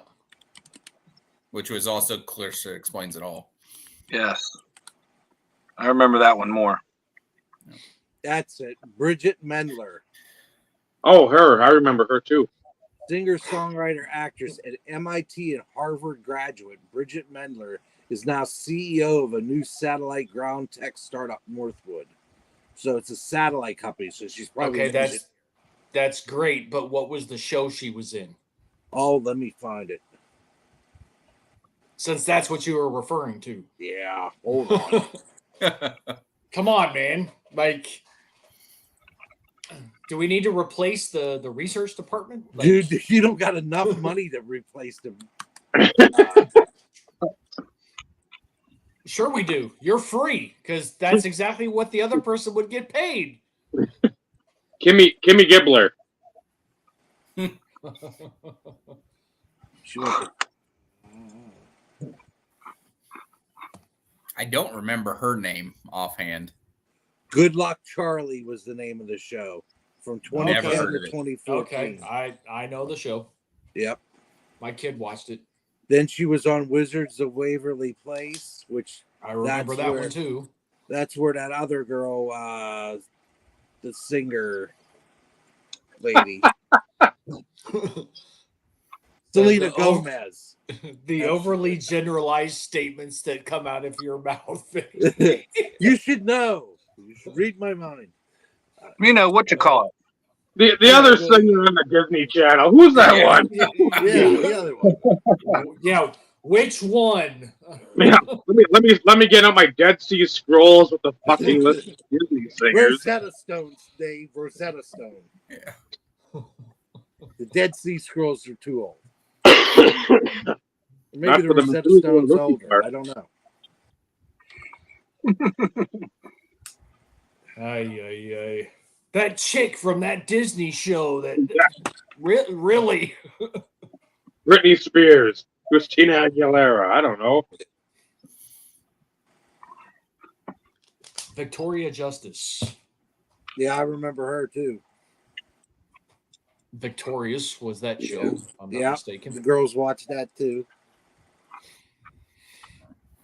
And that's where what's her name came from.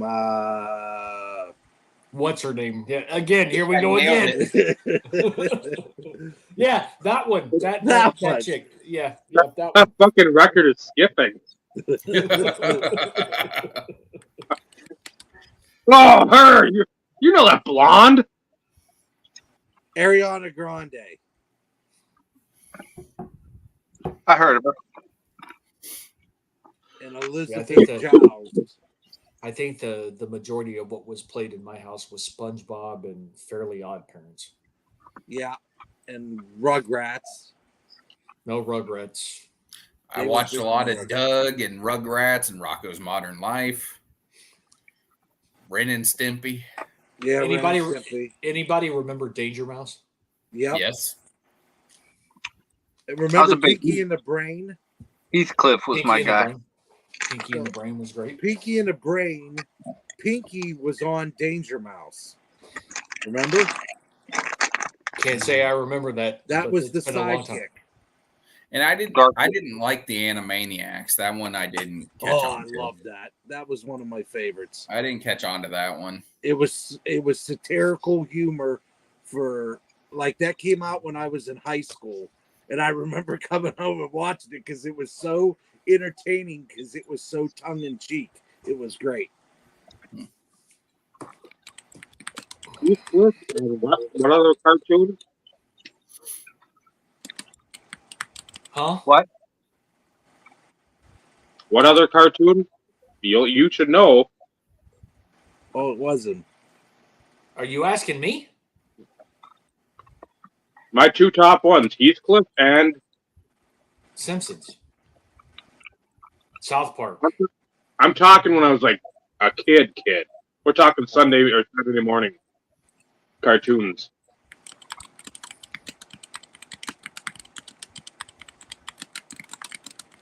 I watched a lot of DuckTales. Yep, I did too. Oh. I didn't know you were gonna go that route. He went mask on you. Yes, he did. Yeah. That's not what came to mind though. That's why I was like, For me, I watched Voltron Yep. and Thundercats and Yep. He-Man yes, and Robotech. Ninja Turtles. Transformers. Ninja Turtles. I didn't get the Transformers. That was one I didn't catch on to. Did you watch Japanese anime, the Robotech? I watched it, some of it. Galaxy Rangers, and I was wrong. The voice that is Pinky was not on Danger Mouse. It's the thing on his sidekick on Danger Mouse voice was similar, but it's not Pinky from Pinky and the Brain. So I was wrong there. So I've corrected the error. That was in 1981. Mr. Feeney was Kit, a Knight Rider. Yes. Yeah. The original. Yeah. Was there a reboot? Yes. I think That couldn't have been good. No. I'm thinking something else. I think it was not that long ago. No, it's within the last 8 years. I think they had a There's something reboot. that 6 years. Were Yeah, they 2008 to 2009. yeah, so there- a that- season? Did they redo or are they rebooting Magnum PI? They They already did. Did They they? did. It was not. No. They had If I- Fez in it, wasn't it? The dude from that '70s show. Wilmer Valderrama? No. Yeah, wasn't it? No. No clue. He's have on you seen- NCIS. Have you seen Hostel, the movie Hostel? yeah. Yeah. So the Hispanic guy in Hostel, Ooh, Oh, yeah. That's- he's the one who is Magnum, Okay. if I'm not mistaken. no, that's right. He was in the movie opposite Kirsten Dunst, Crazy Beautiful. I'll take your word for it because that's not a movie I think I've seen. Well, I mean, Kirsten Dunst didn't like to wear a bra in that movie, so I saw it. Well, like why wouldn't you? Yeah. I mean, come on, boobs are boobs, man. Okay, I think his name's Jay Hernandez, maybe. Very I good. don't. That's it. It could be, but that's who ended up taking over. And I mean it. And he didn't even have a mustache. Yeah, it's a big disappointment. 2 or 3 seasons, maybe. I know the Hawaii Five-0 reboot went for a long time. Yep, it was good. That was Scott Conn, wasn't it? Yep, Scott Conn was on there. But I have a problem with the fact of his partner being Tweeter from Varsity Blues. That's Scott Conn. But that's what, like, I have a problem with that. Because I immediately go to Varsity Blues and him freaking talking with his ass up against the window. Yeah. Like, I automatically picture Tweeter. Charlie Tweeter was awesome. Oh, I love the character in the movie, but it's you don't go from like serious cop to you don't go from high school crazy fucked up guy to serious cop. Like it just. He was also in Ocean's 11. Yep. 12. Him and Casey Affleck were the Mormon brothers. Yeah. The Mormon brothers. Yep.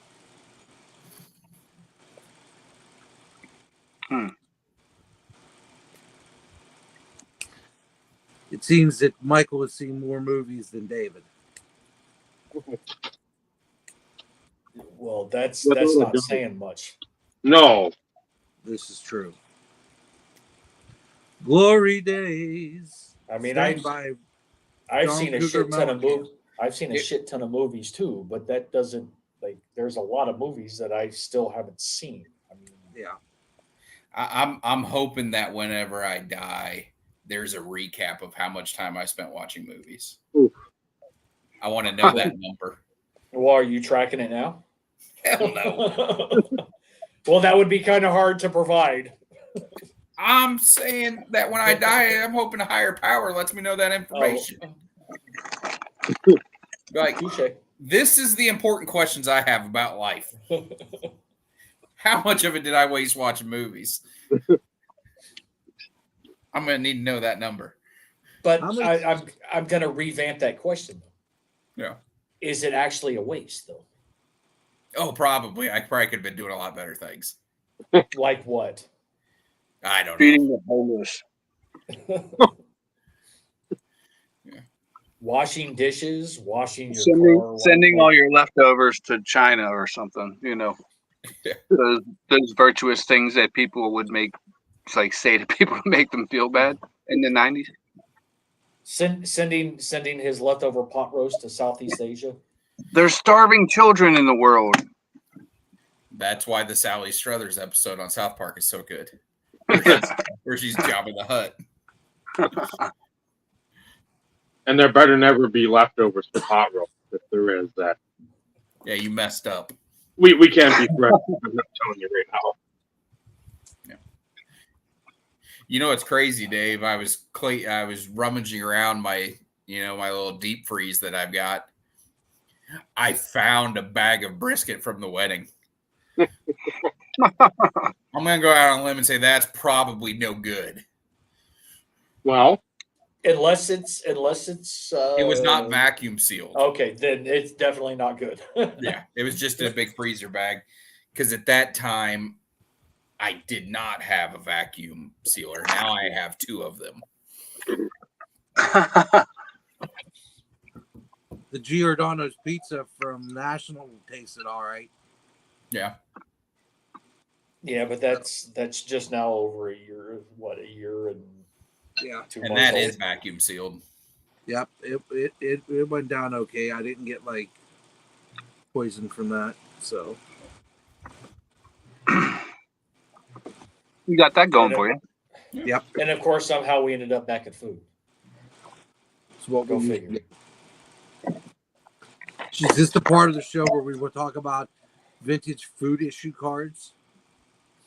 No. How about the current trends of prices in 1967 tops? Don't care. So no to that one too. Football or baseball? Should we have a moral conversation about discussing money and the cost of our cards? I'd rather None of any, nobody's business. Okay. Have you gotten any Grail cards lately? No. Not a grail, but I mean, again, that's the nice. It's a nice one-on-one. What's that Not from, Dave? Select. Select. What? Select I could tell it was select. Was it like, 13 or 14 select? 13. That's what I was going for. Yeah, There they might used be a very similar design to football. There might be other grail cards that others may be getting down the road. As long as it's not me.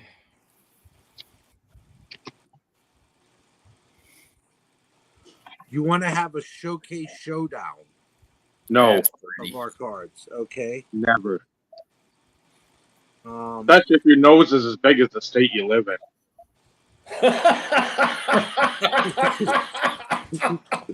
duly noted. yeah, duly noted. Is there any influencers ass we want to kiss right now?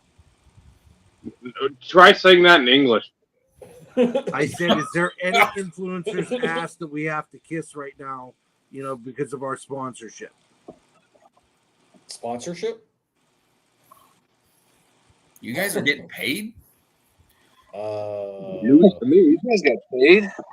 It was a facetious question. Bob got Me it. being a complete Free bitch. fighter, baby. We're getting paid in experience. Yeah. Let's see. I'll leave that open for interpretation too.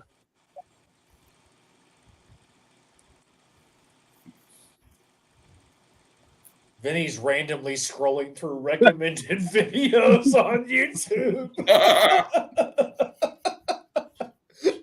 Oh shit! I'm just being an asshole. And what's So on brand. On brand. 100%. If it's not him, it's me or Dave. Like, you're gonna get it from somewhere. Should I we mean- discuss the detailed points of how to make the national better? Identify said problems and then provide our solutions thereof. We're not qualified to make those determinations. Neither is the jackass that did the video. Okay, moving on. Let me work the doors and decide who actually gets to go in. Yeah. Are you a true collector? Prove it. All right, you can come in. Oh, what? You have a Zion case? What do you have in there? Oh, it's Burrow and Mahomes. Yeah, you can't come in. No, see, like my buddy's kid, he collects Trevor Lawrence. Trevor Lawrence, Yeah. but his dad went to Clemson. His father went, so he's watched every Clemson game since he was like 2. And I went over to my buddy's house because I had his credit card and dropped it off. And I told my wife as I was walking, I said, he's gonna walk out of that house in pajamas of Clemson or like a Clemson hoodie and Clemson pants, and sure as shit he answers the door. He goes, hey, and there he is in all his Clemson glory as Georgia beat the absolute piss out of them. But God love him, he's loyal to the soil. Well, but that I get. He put, yeah, that's a good story of why someone collects somebody. A kid. My kid collects Pokemon because she thinks it's cool. Now she's looking at Magic. She's like, well, what's this Magic thing? And I said, well, here, read about it. Yeah. So you have YouTube. You have all this. I'm fighting every urge I have not to be buying boxes of the Marvel stuff. Yeah, the Marvel stuff's nice. I want to box that Marvel Wolverine product so bad. What's that running? Hold on. I think they're around 250, 225, 250. Something like that. The cards are really thick. It's almost That's like that's what she said. Inception or Origins. So why don't you just buy the cards that you really want? Because unfortunately, cards I really want cost several times more than the cost of the box. Okay, so you would rather take your chances. Yeah, I just like to have fun opening something. So No, that's fair. 23. Yeah, because regardless of whether I pull anything worth any money, the artwork's awesome.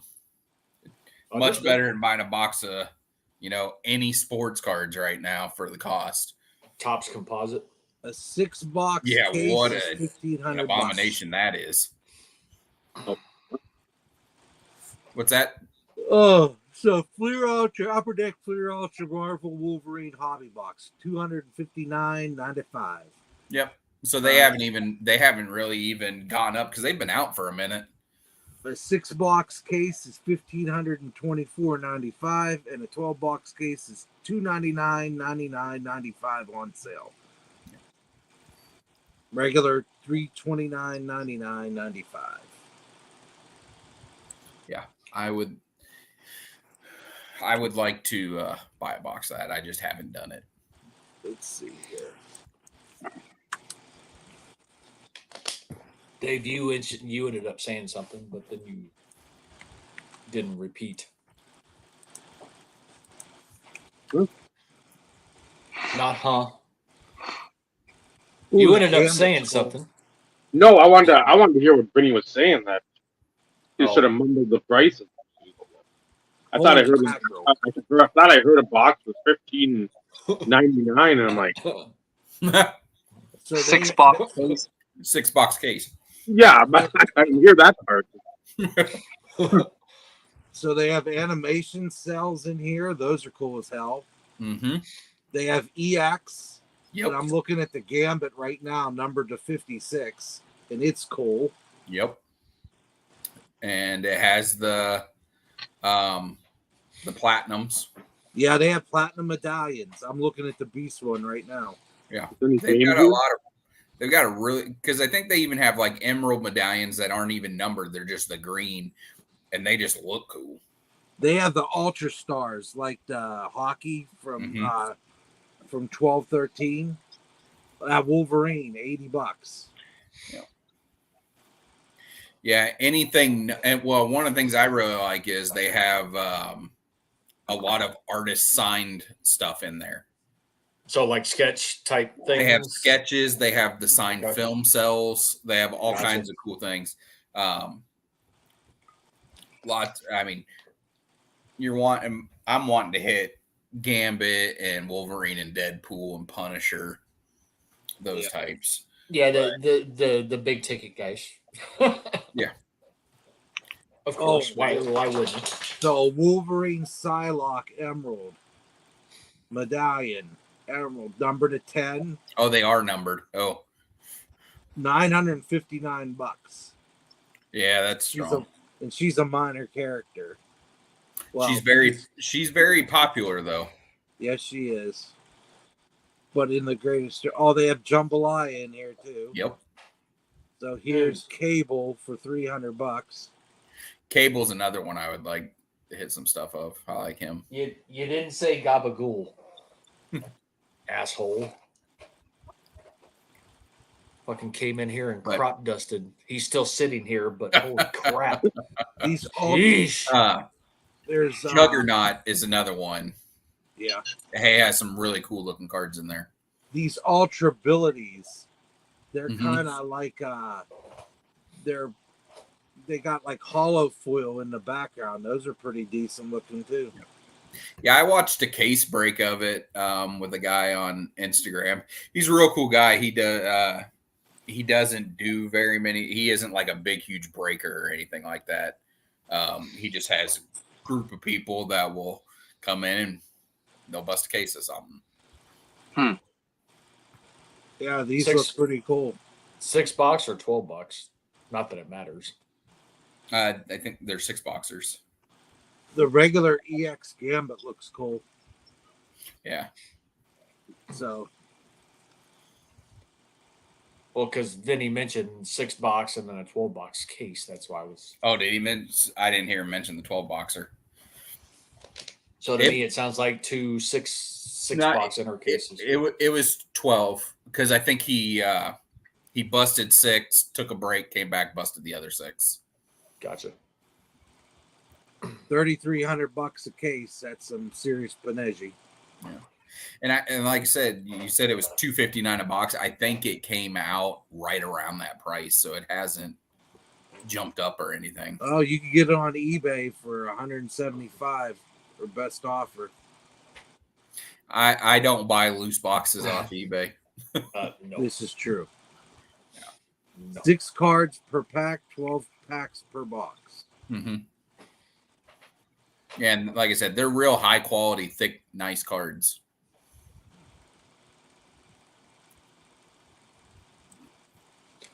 The only problem is well, that's not even a problem, so to speak. I mean, there's still collectors out there for like the Marvel stuff, but they've almost oversaturated the market. You're not wrong. Which is what makes it unfortunate, because you go years back in the 90s, you know, with holograms being like the chase early on, to then, you know, introducing kind of some variations and or inserts and that type of stuff, to now it's like a sports issue where there's 15 parallels and 65 inserts with an additional 10 parallels of those. Mm-hmm. Of course, and again, we all know it's all about the fucking money anyways for these people. Doesn't matter. Oh yeah. And they're going to keep doing it because people are going to buy it. So yeah, I mean, that's why there is the unlicensed Chrome stuff right now, because they know people will buy it. They shouldn't, but they will. I mean, some of like the TD variations and stuff out of composite, they're not horrible, but it's worse than Leaf. Yeah. Which it's almost like an oxymoron. Yeah. I have in all my save searches of like Favre and Rodgers, there's a minus sign Leaf next to every one of them, so it does not come up in my feeds because it's all trash. And I need to do where I don't know where the hell this wild card stuff came from, but man, that stuff's even worse. Have you seen any of that trash? Yeah, but that's another Leaf bot wild card, did they not? Probably. It looks like similar designs of awful. Similar designs of awful. Yeah. Yeah, I need to add that to the safe searches of the minus wild card because it's brutal. Because everybody lists every Favre in there as an autograph, and it's not. But I'm going to call it a night, fellas, because my wife's on the way home, and I'm going to cook her dinner. Very nice. Damn it. At 10:15? Yeah. Yep. Ouch. Yeah, that's the that's the life of living opposite shifts. Yeah, that's got to suck. It does. But our weekends are really good.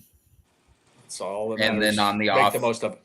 Yep. And some nights she can get out a little early, and that's nice too. But, well, Later, Michael. Yep. See you all next week. Later. Later.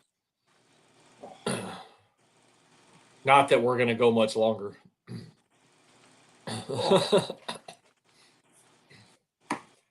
Anybody that's still watching, because this is, again, another usually lightly viewed episode. Anybody have anything that they would like to talk about before we call it an evening? Because I've got to let the dogs out. Not that I'm expecting anybody to say anything, but at least want to give the option. As long as it's not a 15-part or a one question with 47 parts. We should be good.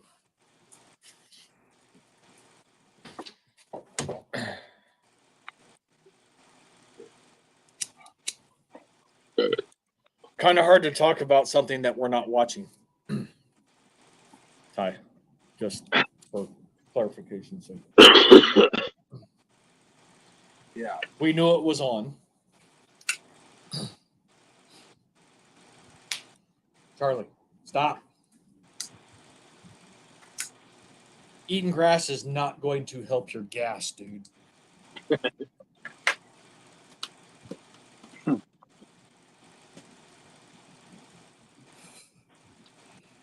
That's a rhetorical question, Paul.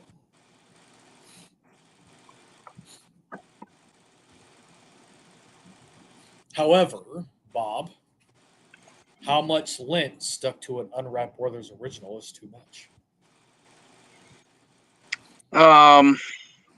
Well, all my pants have lint-free pockets, so I got it like that.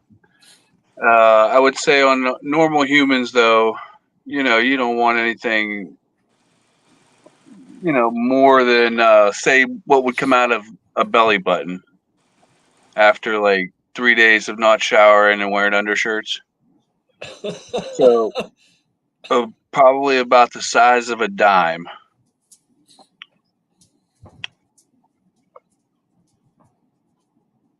That's a lot. Well, he wanted to know how much was too much.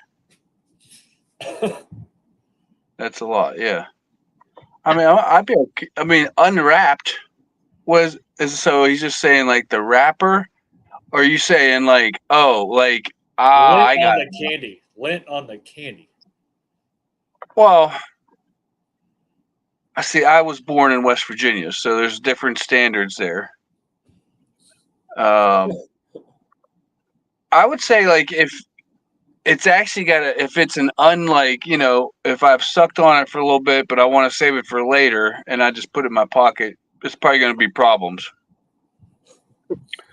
Even if I do have lint-free pockets, but if it's just loose and hasn't been sucked on yet, it's pretty lint resistant, actually.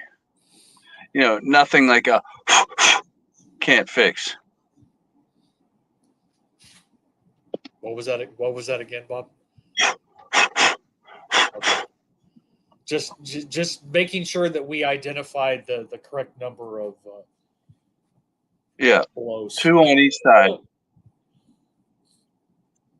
Do I dare put something up? Do what, Dave? Do you dare put something up? Oh.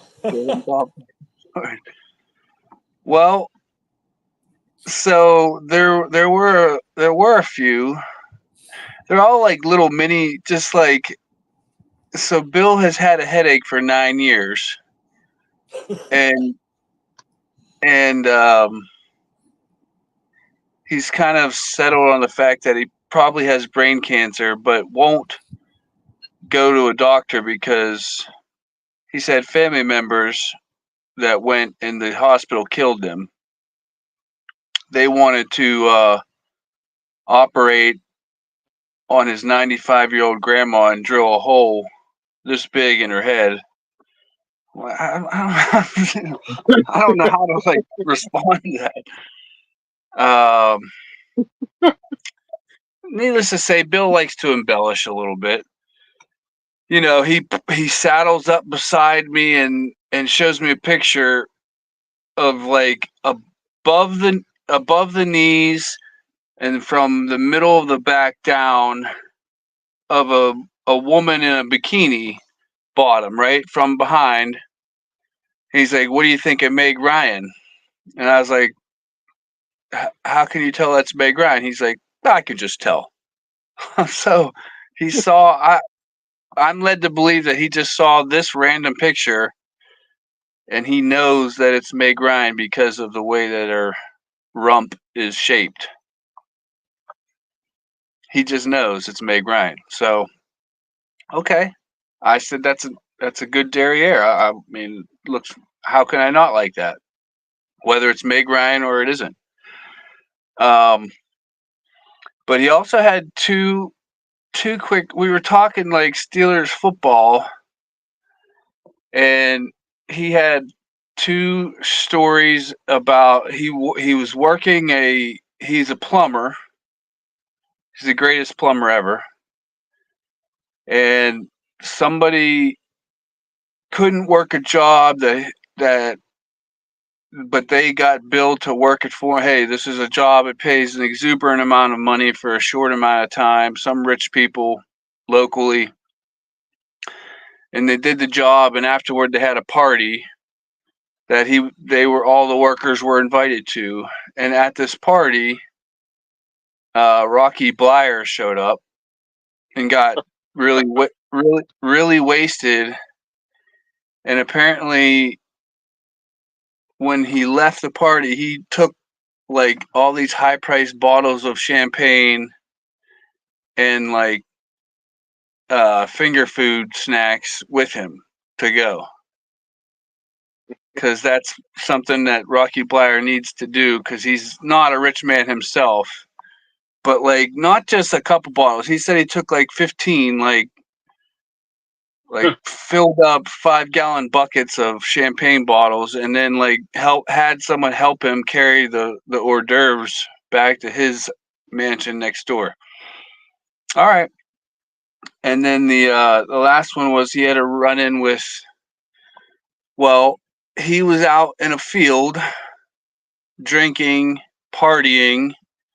He's probably 16 or 17, or maybe a little older, but does anybody know who the game warden was at that time? Jack Lambert. So Jack Lambert caught Bill partying it up and almost shot. So Bill was almost shot by Jack Lambert for partying in the woods on land that Jack Lambert was like the game warden or something on. And that's he's Bill. There's like 6 degrees of Kevin Bacon. There's pretty much 6 degrees of Bill. There's not one person in this world that he's not connected to, probably by 3 degrees. So Meg Ryan's ass, Jack Lambert and Rocky Blyer, Hall of Famers, and crooked doctors. That pretty much sums it up. How old is Bill approximately?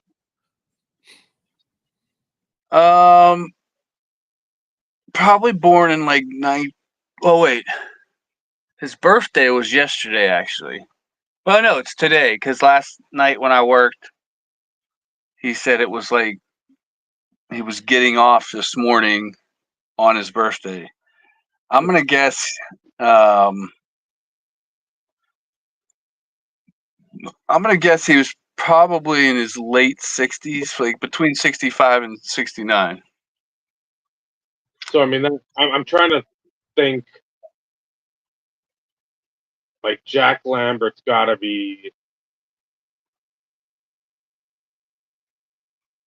Yeah, if he was in his 20s in the 70s, like early 20s in like the early 70s. Yeah, I mean it's like even in like the late 60s. Okay, he was born, let's say what, 48. Let's say 48, or even 44. Give a nice even number to, so he'd be 80. So you're saying.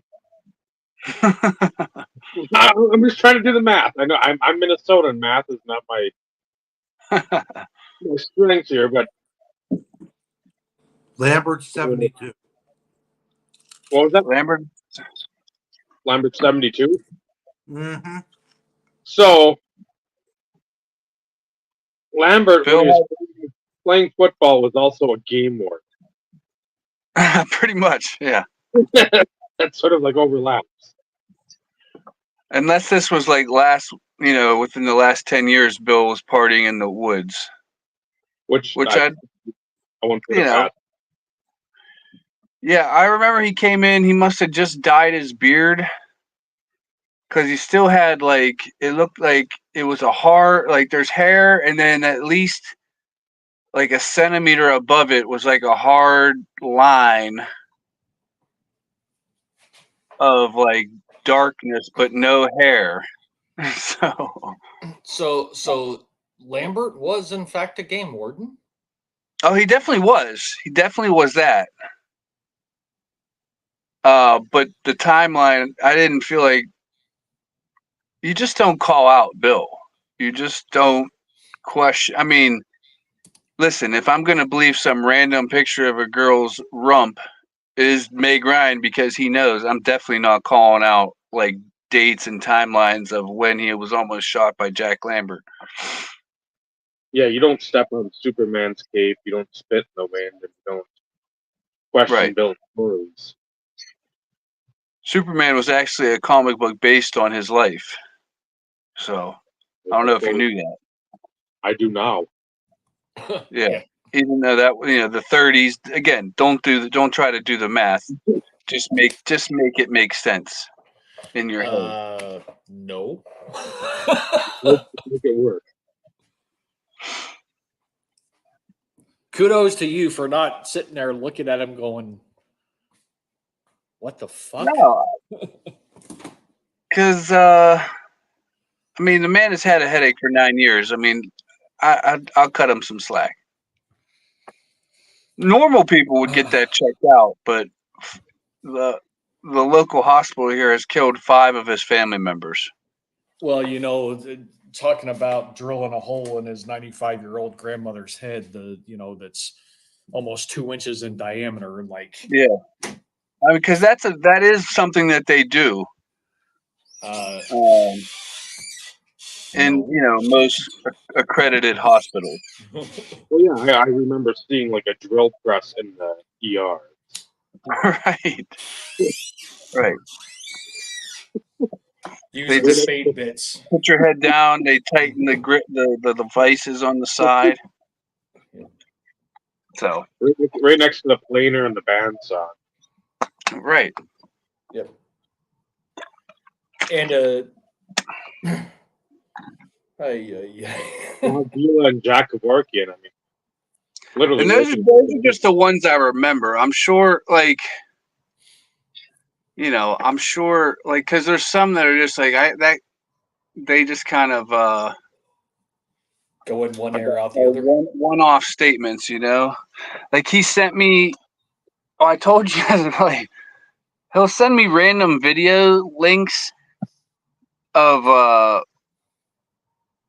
like there was it's like a guy who their songs we all know, like metal songs or whatever, but they're played by like bugs. It's like roaches or flies or like beetles, and it's like a 3-piece band.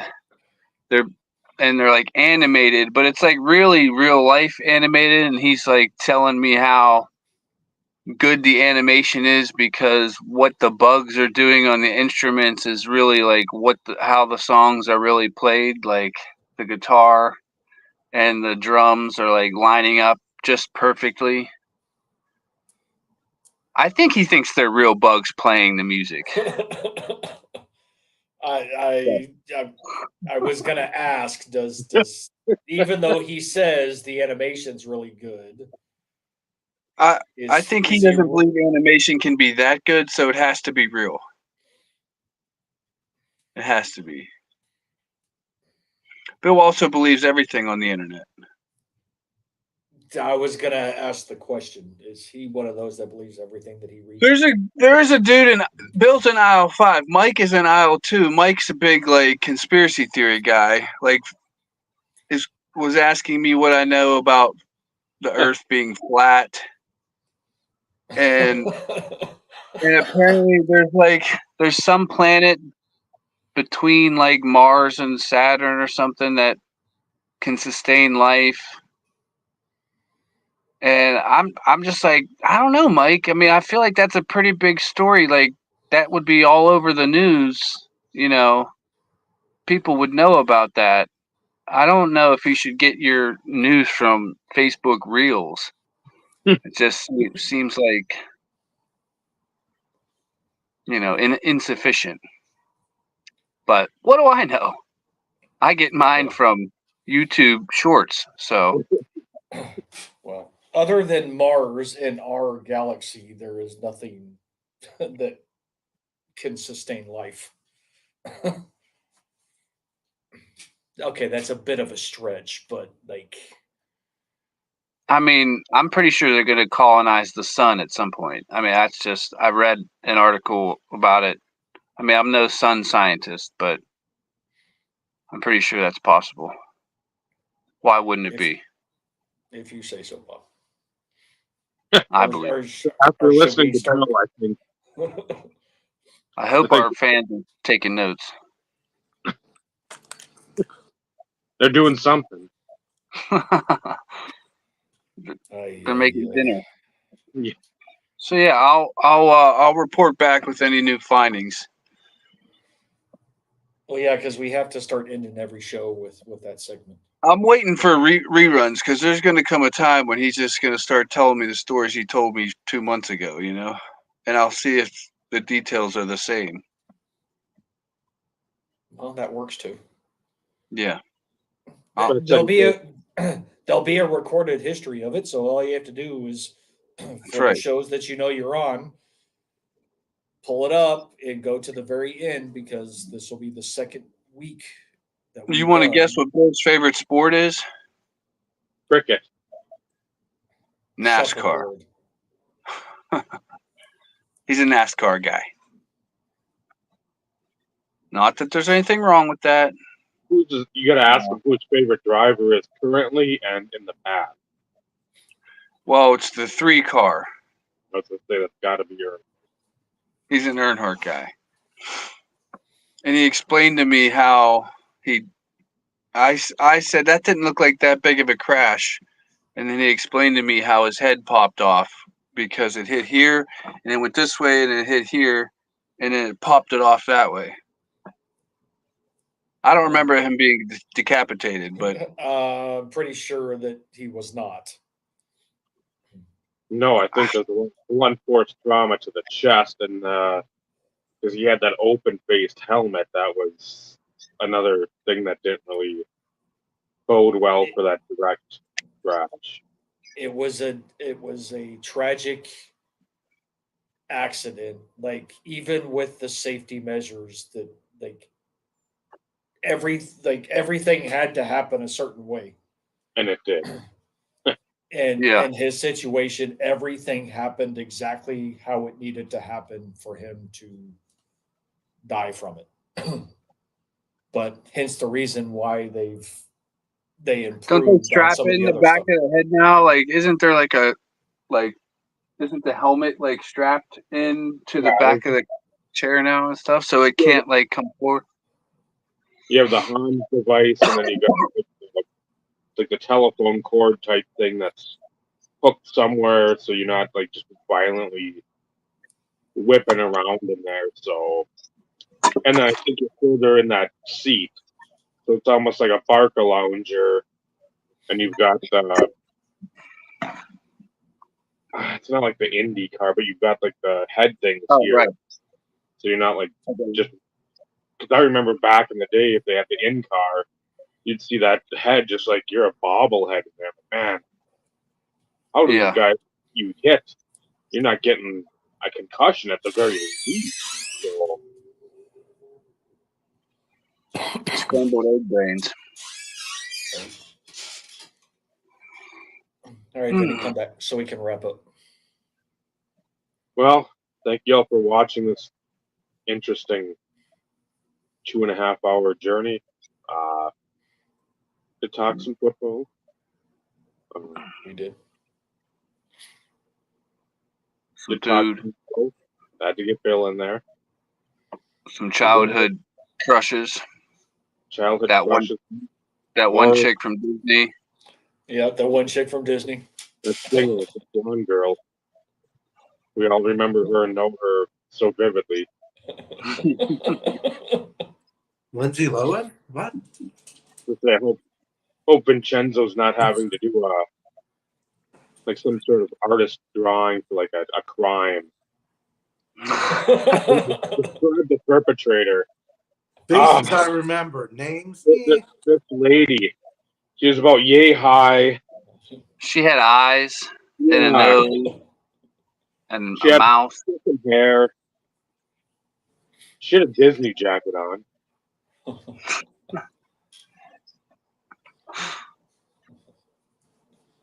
So for Michael, Robert, Vincenzo, Steve, I'm Dave. This has been the IRP.